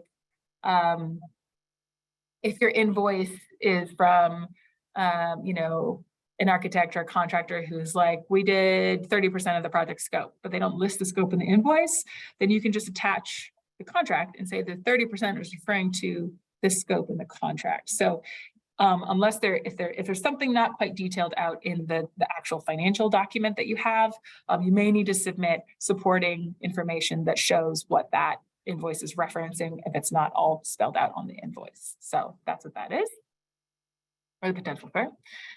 And then we've also added these sections at the end, and these are just placeholder numbers from little drafts I have in the portal that will list each reimbursement that that has been processed, and we'll do some total summaries for you, calculations for you where you are on your grant. So hopefully that will help and help you keep track of where you are and how things are going. One thing to note about these calculations is they include everything, including drafts. So if you start working on something and you start adding numbers into the form, it will start adding those calculations. Oops. It'll start adding those calculations here right away. So that if you've got sort of a draft in process and you look at these numbers and you're like, oh, this is what it said yesterday, it's because it's already calculating those drafts. And unfortunately, that's the way all the calculations work, and we're not able to change that here. But hopefully this will be helpful in tracking your grant. Okay. Moving on to the attachments. That's the form, pretty simple. Just a couple of detail informations, the fields that will be directly transferred from your spreadsheet, and then the attachments, and this is just for information. So here is the updated doc list. This is the first tab has instructions, which is exactly what we're going to talk through now. And then the second tab here is the actual doc list itself. So this is the new layout that we've tried to simplify things. So before we had, and I'm sorry, this is not a interactive sheet, but I could, if after I'm done with the slides, folks want me to pull up any of these documents and show you them, I'm happy to do so. This is a drop down, so you pick design, construction, rehabilitation, design, or property acquisition, and then you just put the numbers in the category, the type that you are planning to count it.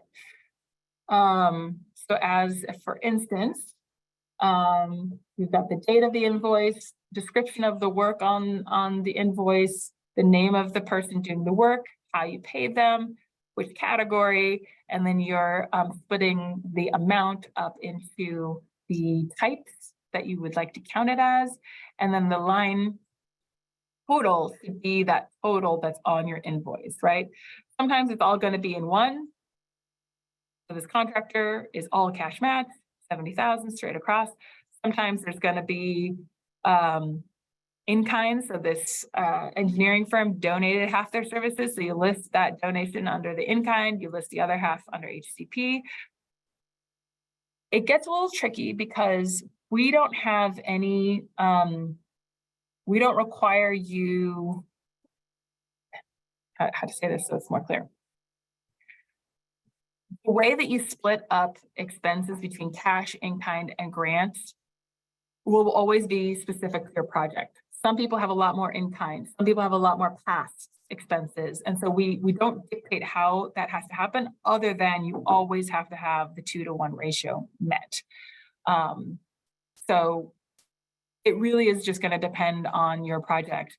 So for instance, some folks who don't start project work until the day we sign any project work, match or grant, obviously grant can't start before you sign the contract.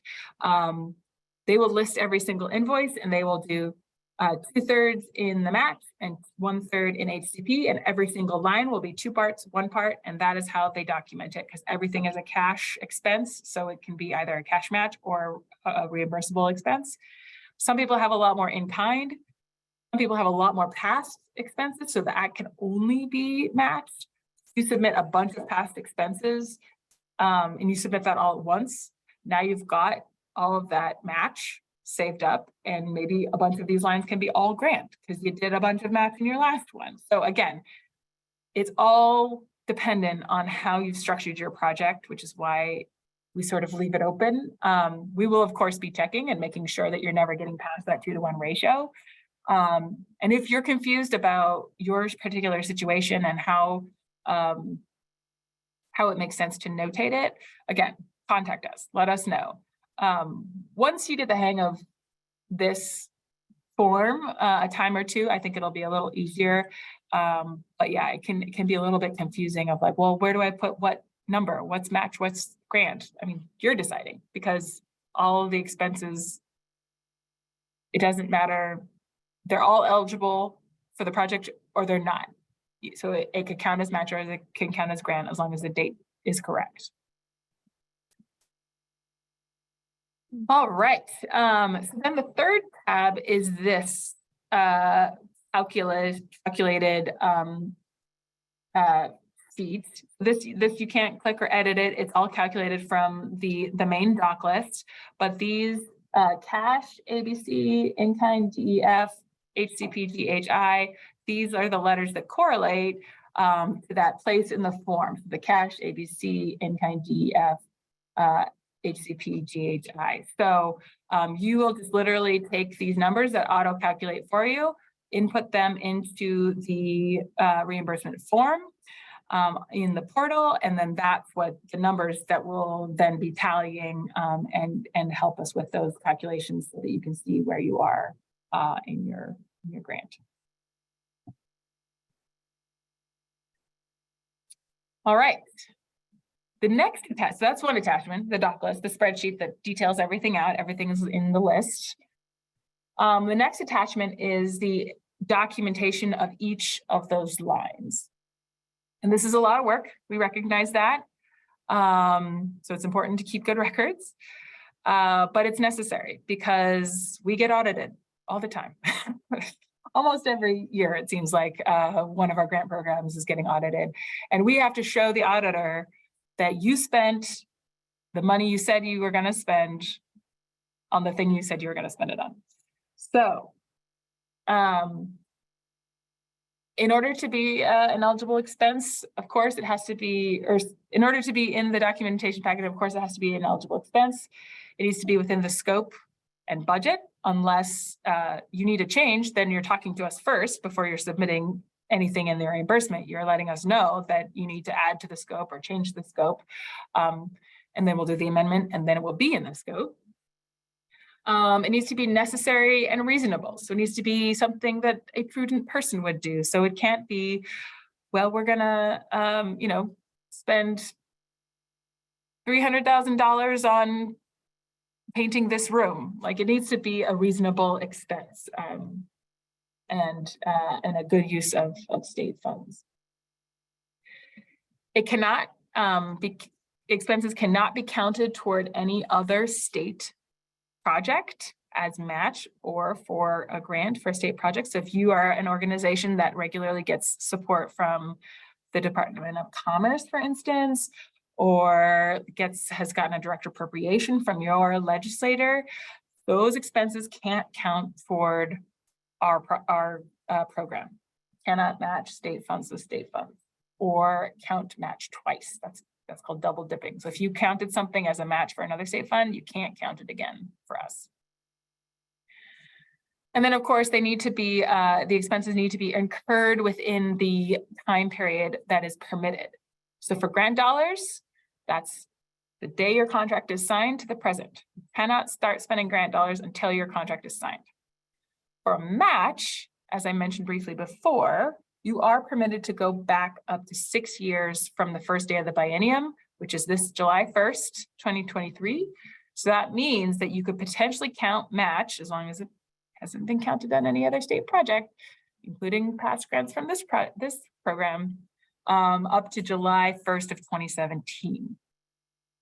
And you have to have accurate documentation. You can't, again, just be like, well, I'm pretty sure we bought a such and such 6 years ago. Like, well, if you don't have the paperwork, you can't count it. All right. So in your packet, you have to show two things: what you paid for, some type of detailed description of the materials that were purchased, the work your consultant did, what the money was spent on, and then two, how it was paid. So is that a canceled cashed check? Is that a credit card receipt? Is that electronic funds transfer documentation? You need to show that it was how the number that was listed on the invoice was paid.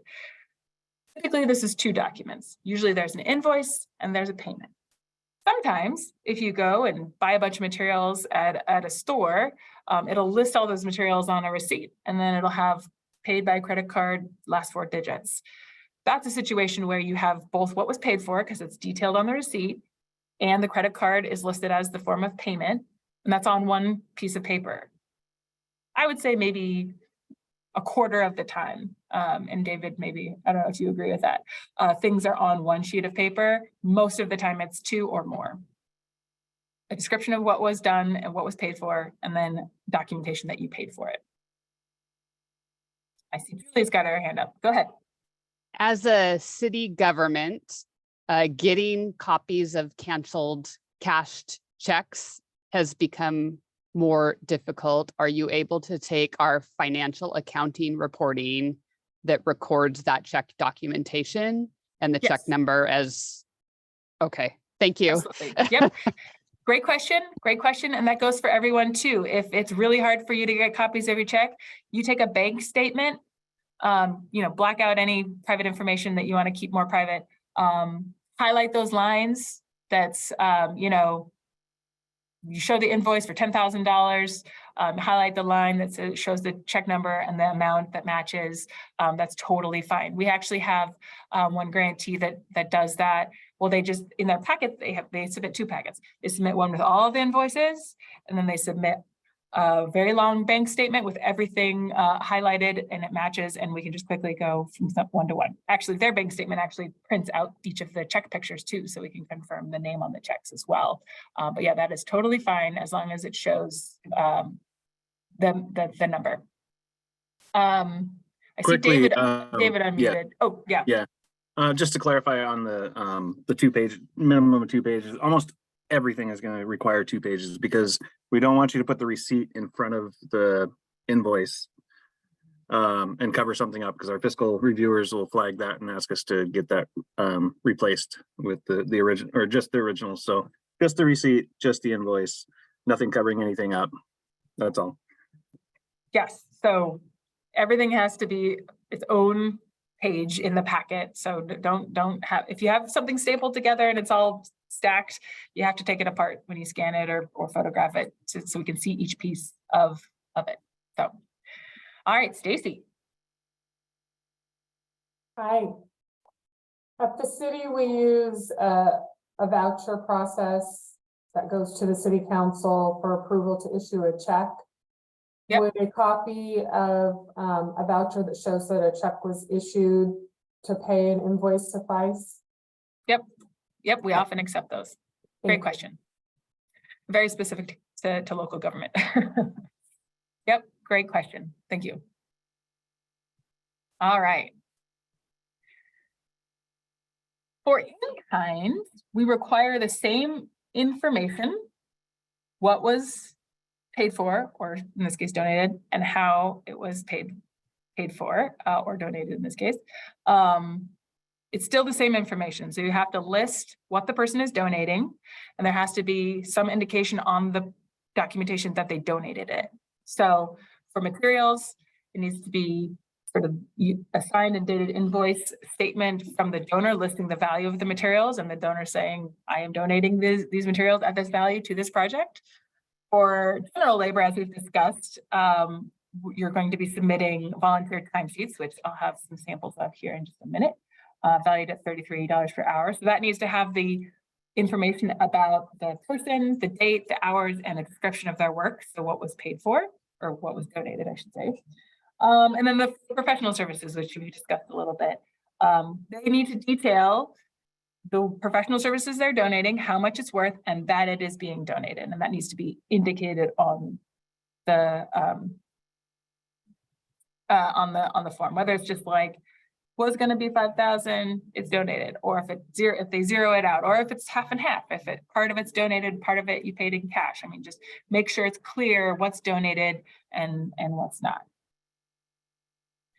So for documentation, this is one of our favorite slides that David has used for many years. Good invoice versus bad invoice. So you could probably guess which is which. Over here on the left, there's no information for us to gauge. Is this related to your scope? We have no idea. 4 feet of what? 1 at 4 feet. We don't know. This is not enough information for us to accept. What we need is a detailed description of what you're purchasing, what the work was, so that we can compare that or understand that to be part of the scope that we've agreed upon in the contract. So, 2 more examples for you. This is an example of 2 pages of expenses. You can see we've got the invoice from the designers, details out the work that they did and the percentages that they're charging the client. It's got the balance due here, $1,100. It's labeled correctly. Here's the check for $1,100 to Design West Architects. 2 pages, what was paid for, how it was paid. And they've labeled it item 2. That's the line in the doc list. The second line in the doc list. It's page 1 of 2, page 2 of 2. Perfect, beautiful, love this. For a donation, item 3, page 1 of 1, also labeled correctly. Description of what was done, the value of what was done, donation, no balance due. Perfect. All the information is here. What was done, what it's worth, that it was donated. Easy. And this is the sort of rare occasion of when it's just one, because it's all listed in the same. Okay, so for the packet, you're going to combine everything into one, because otherwise it's way too many things to upload in the portal. The portal's a little clunky with attachments. We wish it were different. C'est la vie. So you're gonna compile everything into one long PDF. It's gonna be chronological. You're going to start with, well, line 1 is always the volunteer report in the doc list. You're gonna start with line 2. You're gonna show the invoice. You're gonna show the payment. Then you're gonna line 3. You're gonna show the invoice. You're gonna show the payment. So we can have the doc list on one screen and your packet in the other, and we can go through each line and see what was paid, what was done, the work that was done, and how it was paid, and move line by line by line. Everything's in order. Everything's labeled with which line it is, how many pages are referring to that line. As you see here, should be labeled with the item number, the line in the doc list, and how many pages, which page and how many pages it is.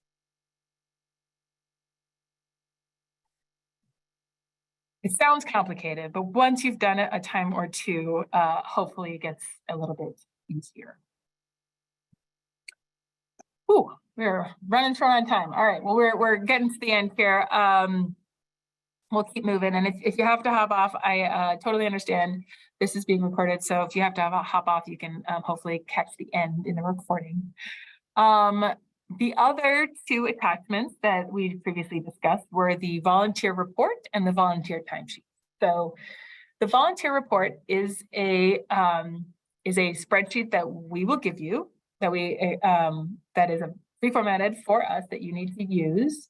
And that lists is the summary of all of the timesheets. So you don't have to list every single individual timesheet necessarily, depending on how you're organizing yours. In this example, each line represents one person's month of time, and then their timesheets, the way that our friends at Quilcene have done them, is it's 1 through 31 for each day of the month.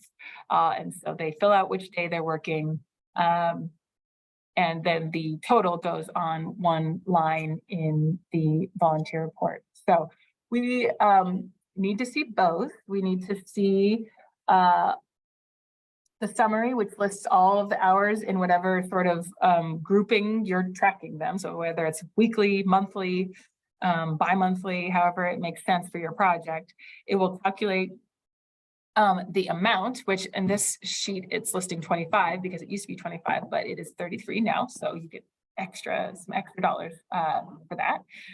It will calculate here. Then this total number will go here in your in-kind match for that first line on your doc list. And I don't have it filled in here, but that's where that is. If you have no volunteer labor, you don't need to worry about this. We'll leave it blank every time. You don't need to attach any volunteer timesheets. There was a question before about a sample timesheet. I don't have it here, but there's a link to it in the reimbursement form, and I can certainly email that out to everybody after the workshop. The doc list and the volunteer report summary one is to remain in the format that we give you, but your timesheets can be in whatever format work for your organization, as long as it has the right information, the person, the date, the work, and how many hours. And David mentioned in the chat that yes, there was 25 was incorrect. It's last cycle's amount. Okay. Other documentation, as I mentioned before, any other relevant information, if something has changed or you have more updated drawings or something like that, provide it for us so we can understand how the project is going. And very importantly, if the invoice doesn't give you enough detail for us to confirm that the work is part of the scope that's agreed upon in the contract, you might have to upload your contractor's original bid or your contract with your contractor, just so we can confirm that yes, this less detailed invoice is referencing this much more detailed document that you're going to also attach as other documentation to your report. Okay, some final recommendations for reimbursements, and then we'll talk about monitoring reports, and then we'll be done. We recommend that you document all past match at the beginning. Like I've said a couple of times, keeping it chronological makes it much easier for us to manage. Hopefully it makes it easier for you to keep organized. And then if you are counting past match back to that July 2017 date, then you've basically stocked up a bunch of match and you can start getting grant funds right away. We recommend just getting the match documented and starting with that match stacked up. Request reimbursements more early and often than not. Don't wait till the end. It's a bit of a complicated process. Like I say, once you do it once or twice, it's a little bit easier to get the hang of it. So if you start with sort of a smaller packet and a fewer items, it's a little easier to get the hang of it instead of waiting till the end and having to submit hundreds and hundreds of documents, which isn't fun for us either, because that just takes a long time. And I'll go so far as to say, you definitely should not be waiting till the very end, because at the end of June 30th, 2025, we'll have all these packets that we're trying to review in a very short amount of time. So we will be encouraging folks to finish up sooner rather than later. throughout the 2 years, but especially before kind of the end of the biennium. Definitely submit sooner rather than later if you can. Expect that you'll have to correct and revise. This happens almost every single time, especially the first few times. It's just a matter of like, oh, hey, you provided all the invoices, but not the check for line 2 or line 6. Or there wasn't quite enough detail on this invoice. Can you either ask the contractor for more information or upload the documents that this is referencing? Or it just is not clear what of the scope that it's referencing. It's like, it's an eligible thing, like some lumber, but which part of the scope is it referencing? Just let us, we'll ask you questions. And then keep in mind, I think I mentioned this previously, we issue payments twice per month. Our fiscal department processes them twice per month. So allow at least 30 days for something that needs minimal revisions, but longer if we're coming back to you with more missing things or revisions. So it can take a little bit of time because fiscal reviews it, David reviews it, I review it, and then it gets submitted to fiscal to get into their schedule. So it can take several weeks to get it going. So if there's a concern, a cash flow concern, and you need something processed by a certain date, make sure you're allowing plenty of time and letting us know, communicating any concerns to us. Okay. That's reimbursements.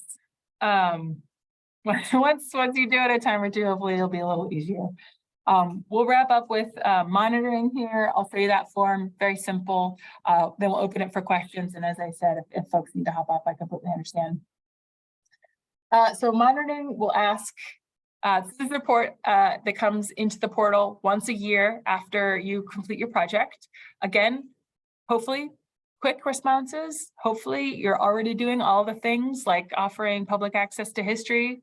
That's part of your mission. That's what you're going to continue to do. And it's just an update saying, yes, we're doing that. So first we'll ask, are there any changes that you need to make to property control? And this is not selling the property or breaking your lease, but like if you have other lessees that have come and gone, if you lease property, or if there's been a new agreement or something that's been agreed upon, keep us posted about any of those legal arrangements that affect property access, and certainly your access if you are not the property owner.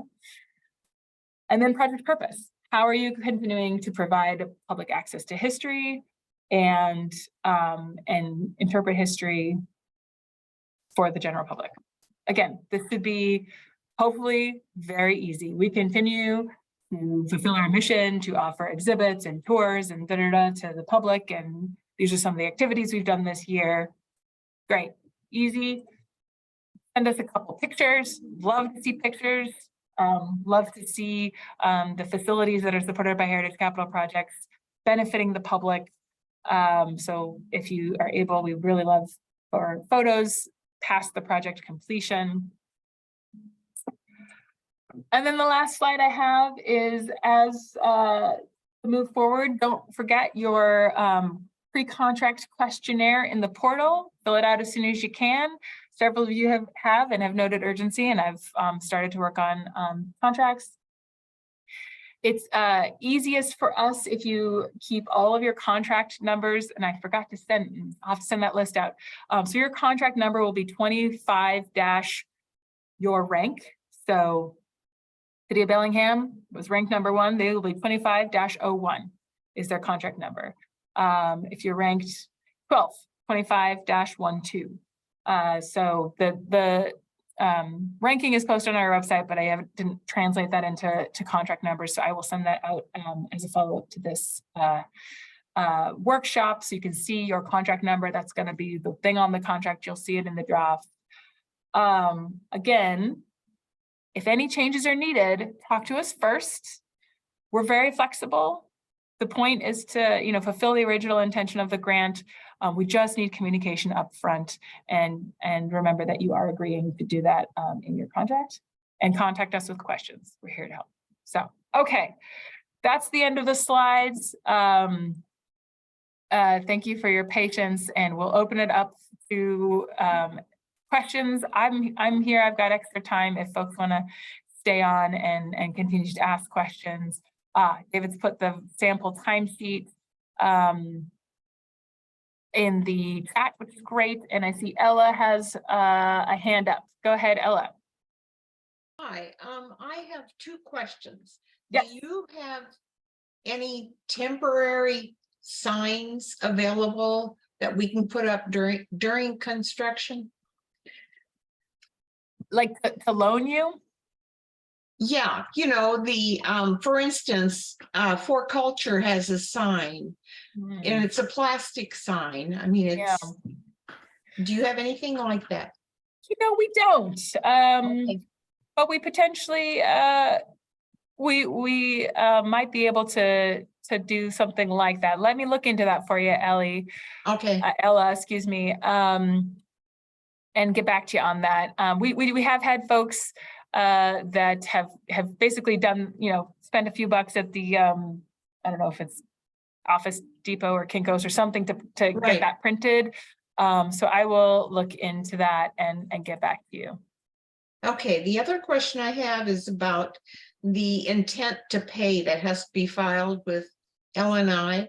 Is that something we do prior to contract signing? Because from contractors, I've heard that L&I is really backed up. And so I was wondering about the timing. It's my understanding is that there's a little bit of flexibility there. And again, I'm not a expert in L&I. And David, if you have any comments on this, you can feel free to chime in. My understanding is that as long as the intent is filed sort of within a reasonable time frame, it's all right. We are happy to move forward with your contract, even if the intent paperwork is still in process. Okay, okay. Thank you. Yes, great questions. Thank you, Ella. Right. Anyone else? Hi, it's Ruthie from the Preservation Ruthie. Trust. Hi. Continuing with the L&I question. So we do one, but then do the contractors also have to do one? Because I've been telling them, and they've been folding the cost of doing that into their quotes. So it seems like I guess both are necessary. That's my question. Yes, and this is a little bit where it gets into the gray area of not exactly sure how the process works because I'm still new to it. My understanding is that there's kind of a different process depending on your role in the project. So my understanding is that we register as an and notes from my call with L&I yesterday, as an awarding entity in their system. You register as the prime contractor, and everyone's kind of referring to the same project, right? So my understanding is that when you register, you're listing each contractor, and then each contractor is required to go ahead and submit their paperwork. And so there's everybody's got to do it, but it's at slightly different levels within their system. Okay. And again, I'm not totally sure what that is. The gentleman I spoke to yesterday at L&I did say that if a contractor is new to their system, there is like this kind of video training that is a few hours that they only have to do once, and then they're done. But that's something to be aware of too. Yeah. Yeah, it's a bit of a thing. Okay. So okay. Yeah. It spurs other questions about accountability, and because while I can know what we get billed for, I don't see the checks that a contractor writes to his subs or his employees.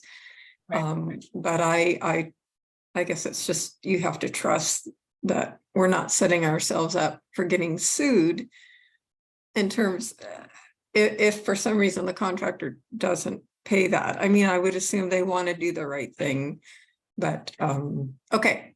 Yeah, and I mean, I can't answer questions about liability. That would have to be a question for L&I. But I think the intent is for everyone to, you know, go through the process and register as required.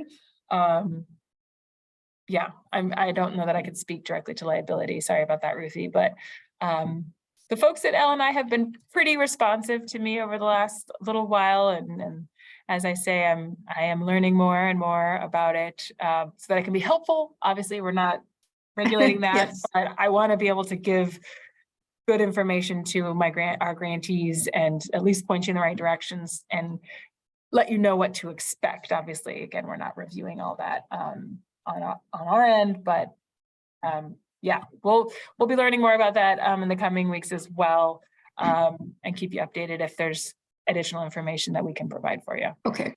So is this the first time that HCP grants have required this? No, technically, they have always required it, but we have in the past kind of just been like, well, go talk to L&I about what their requirements are. And we just haven't been involved at all. And we were notified by L&I that actually we do need to register in their system as an awarding agency. And so we're in the process of working on that. So it's always been a requirement, but we were unaware of our role in those requirements. We thought it was on the grantees to be sort of the awarding entity, but they're not. It's technically us. So we're kind of relearning the system ourselves. Okay, thank you.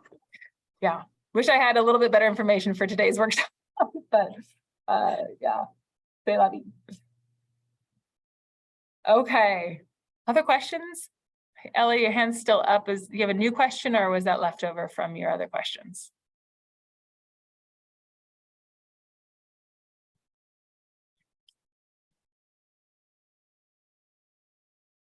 I think it might be left over. Lower hand. All right. Well, this was a lot of information. I will send out slides afterward and some of the other things that I have mentioned throughout today's conversation, copies of documents and things. But if there's anything that comes up, questions that you have, please reach out. Like I say, it's a lot to process, so I don't expect you to remember every single detail.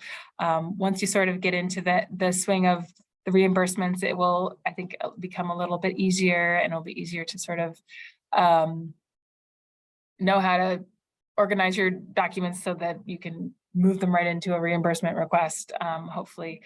Yeah, you get the hang of things. So well, I'll give it one more minute for questions till quarter after, but then if I don't see any other hands, I might just go ahead and close it out. Oh, sure. Go ahead. I'm from the city of Bellingham, and about the prevailing wage, the city is normally the awarding agency, and then the people who contract with us are the contractors. And it was my understanding that since we're registered as the awarding agency, we can't also register as a contractor. So like normally when we get grants, like from ecology, for example, we are the awarding agency, even though we're getting reimbursed by ecology, since we're paying the contractor that does the construction, we're the awarding agency. So I'm a little confused on how that is working. Or should I could contact L&I and ask them, or? No, I'm going to be contacting L&I about this. Okay. Because I contacted our colleagues at the Department of Commerce. Yeah. And I was like, how do you all manage this process with your grantees? They do tons and tons of grants all across the state. And they're like, we're the awarding agency. And so I'm like, okay, then we're the equivalent of that in the state, government giving out grants. But now I'm hearing that with ecology. Yeah, well, and I think we have one with Commerce as well, where we're installing some EV charging stations, and it's the same thing. Like we're the awarding agency, and the contractor who installs them is the contractor. And so they file their intents and affidavits with us, City of Bellingham, as awarding agency. And Okay, so yeah. And okay. yeah.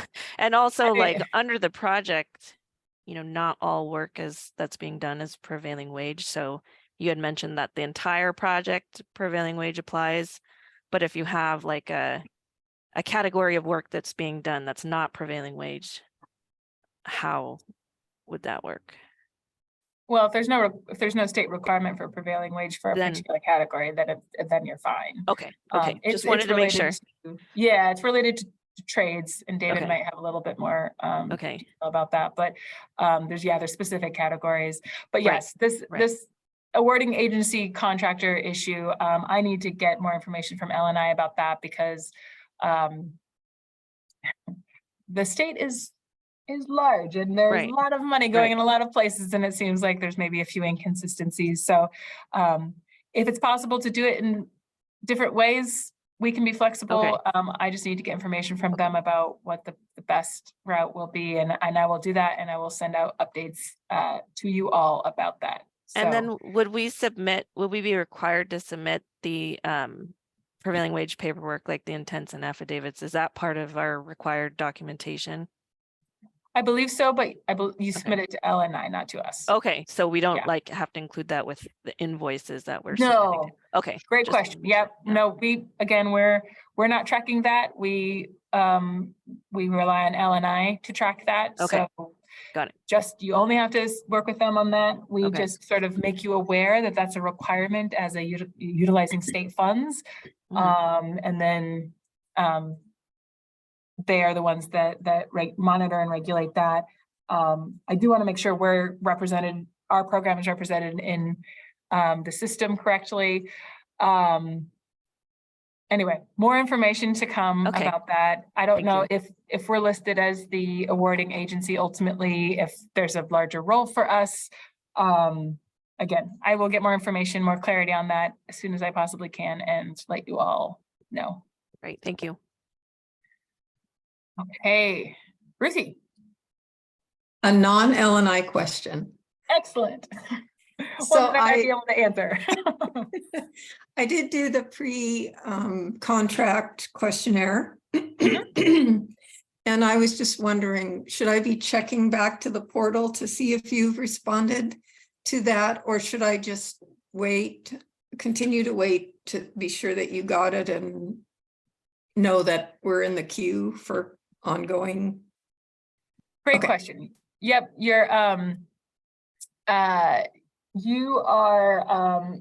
we've been notified, and it's just been a little, just lots going on here with contracts wrapping up and new contracts starting. So great question. Unless, what I will do is respond probably via email.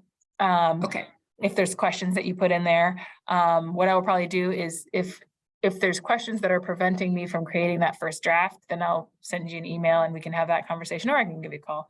But otherwise, hopefully for most folks, they've provided the updated information in the questionnaire. And then the next thing you hear from me is an email with a draft attached saying, what do you think about Okay. this? You have edits. Yeah. okay, all right. Yeah, the system doesn't do document editing very well. As I was mentioning, the documents are it's not its strong suit. So we Mhm. typically do the contract editing, drafting over email. And then once it's signed, we'll upload it as a detachment in the portal. You'll have a copy of it there. Right. You'll get a copy of it from DocuSign also, but so we'll have it stored in there, but the editing really just makes sense to do over trading Word documents and email. So Okay, well, I do have my weatherization crew is ready to schedule, but I've been not wanting to do that just to be sure that we don't get ahead of ourselves. Sure.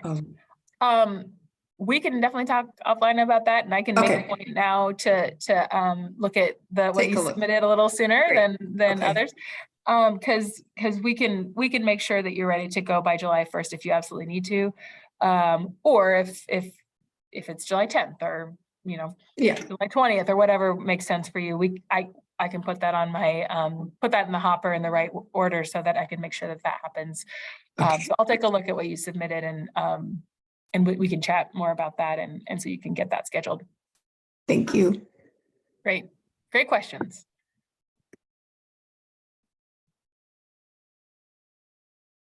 Okay.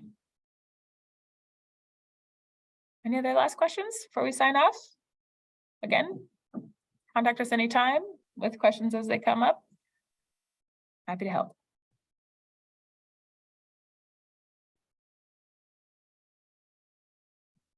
Okay, well, I'm gonna go ahead and close this out. We're a little over time. Thanks for everyone's patience who was able to stick around.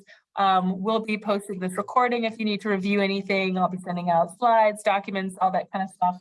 And from the sound of it, we'll need to send a very major L&I procedures update out to everyone as soon as we get more clarity on that. So excited to work with you all. Thank you very much. And we'll be in touch.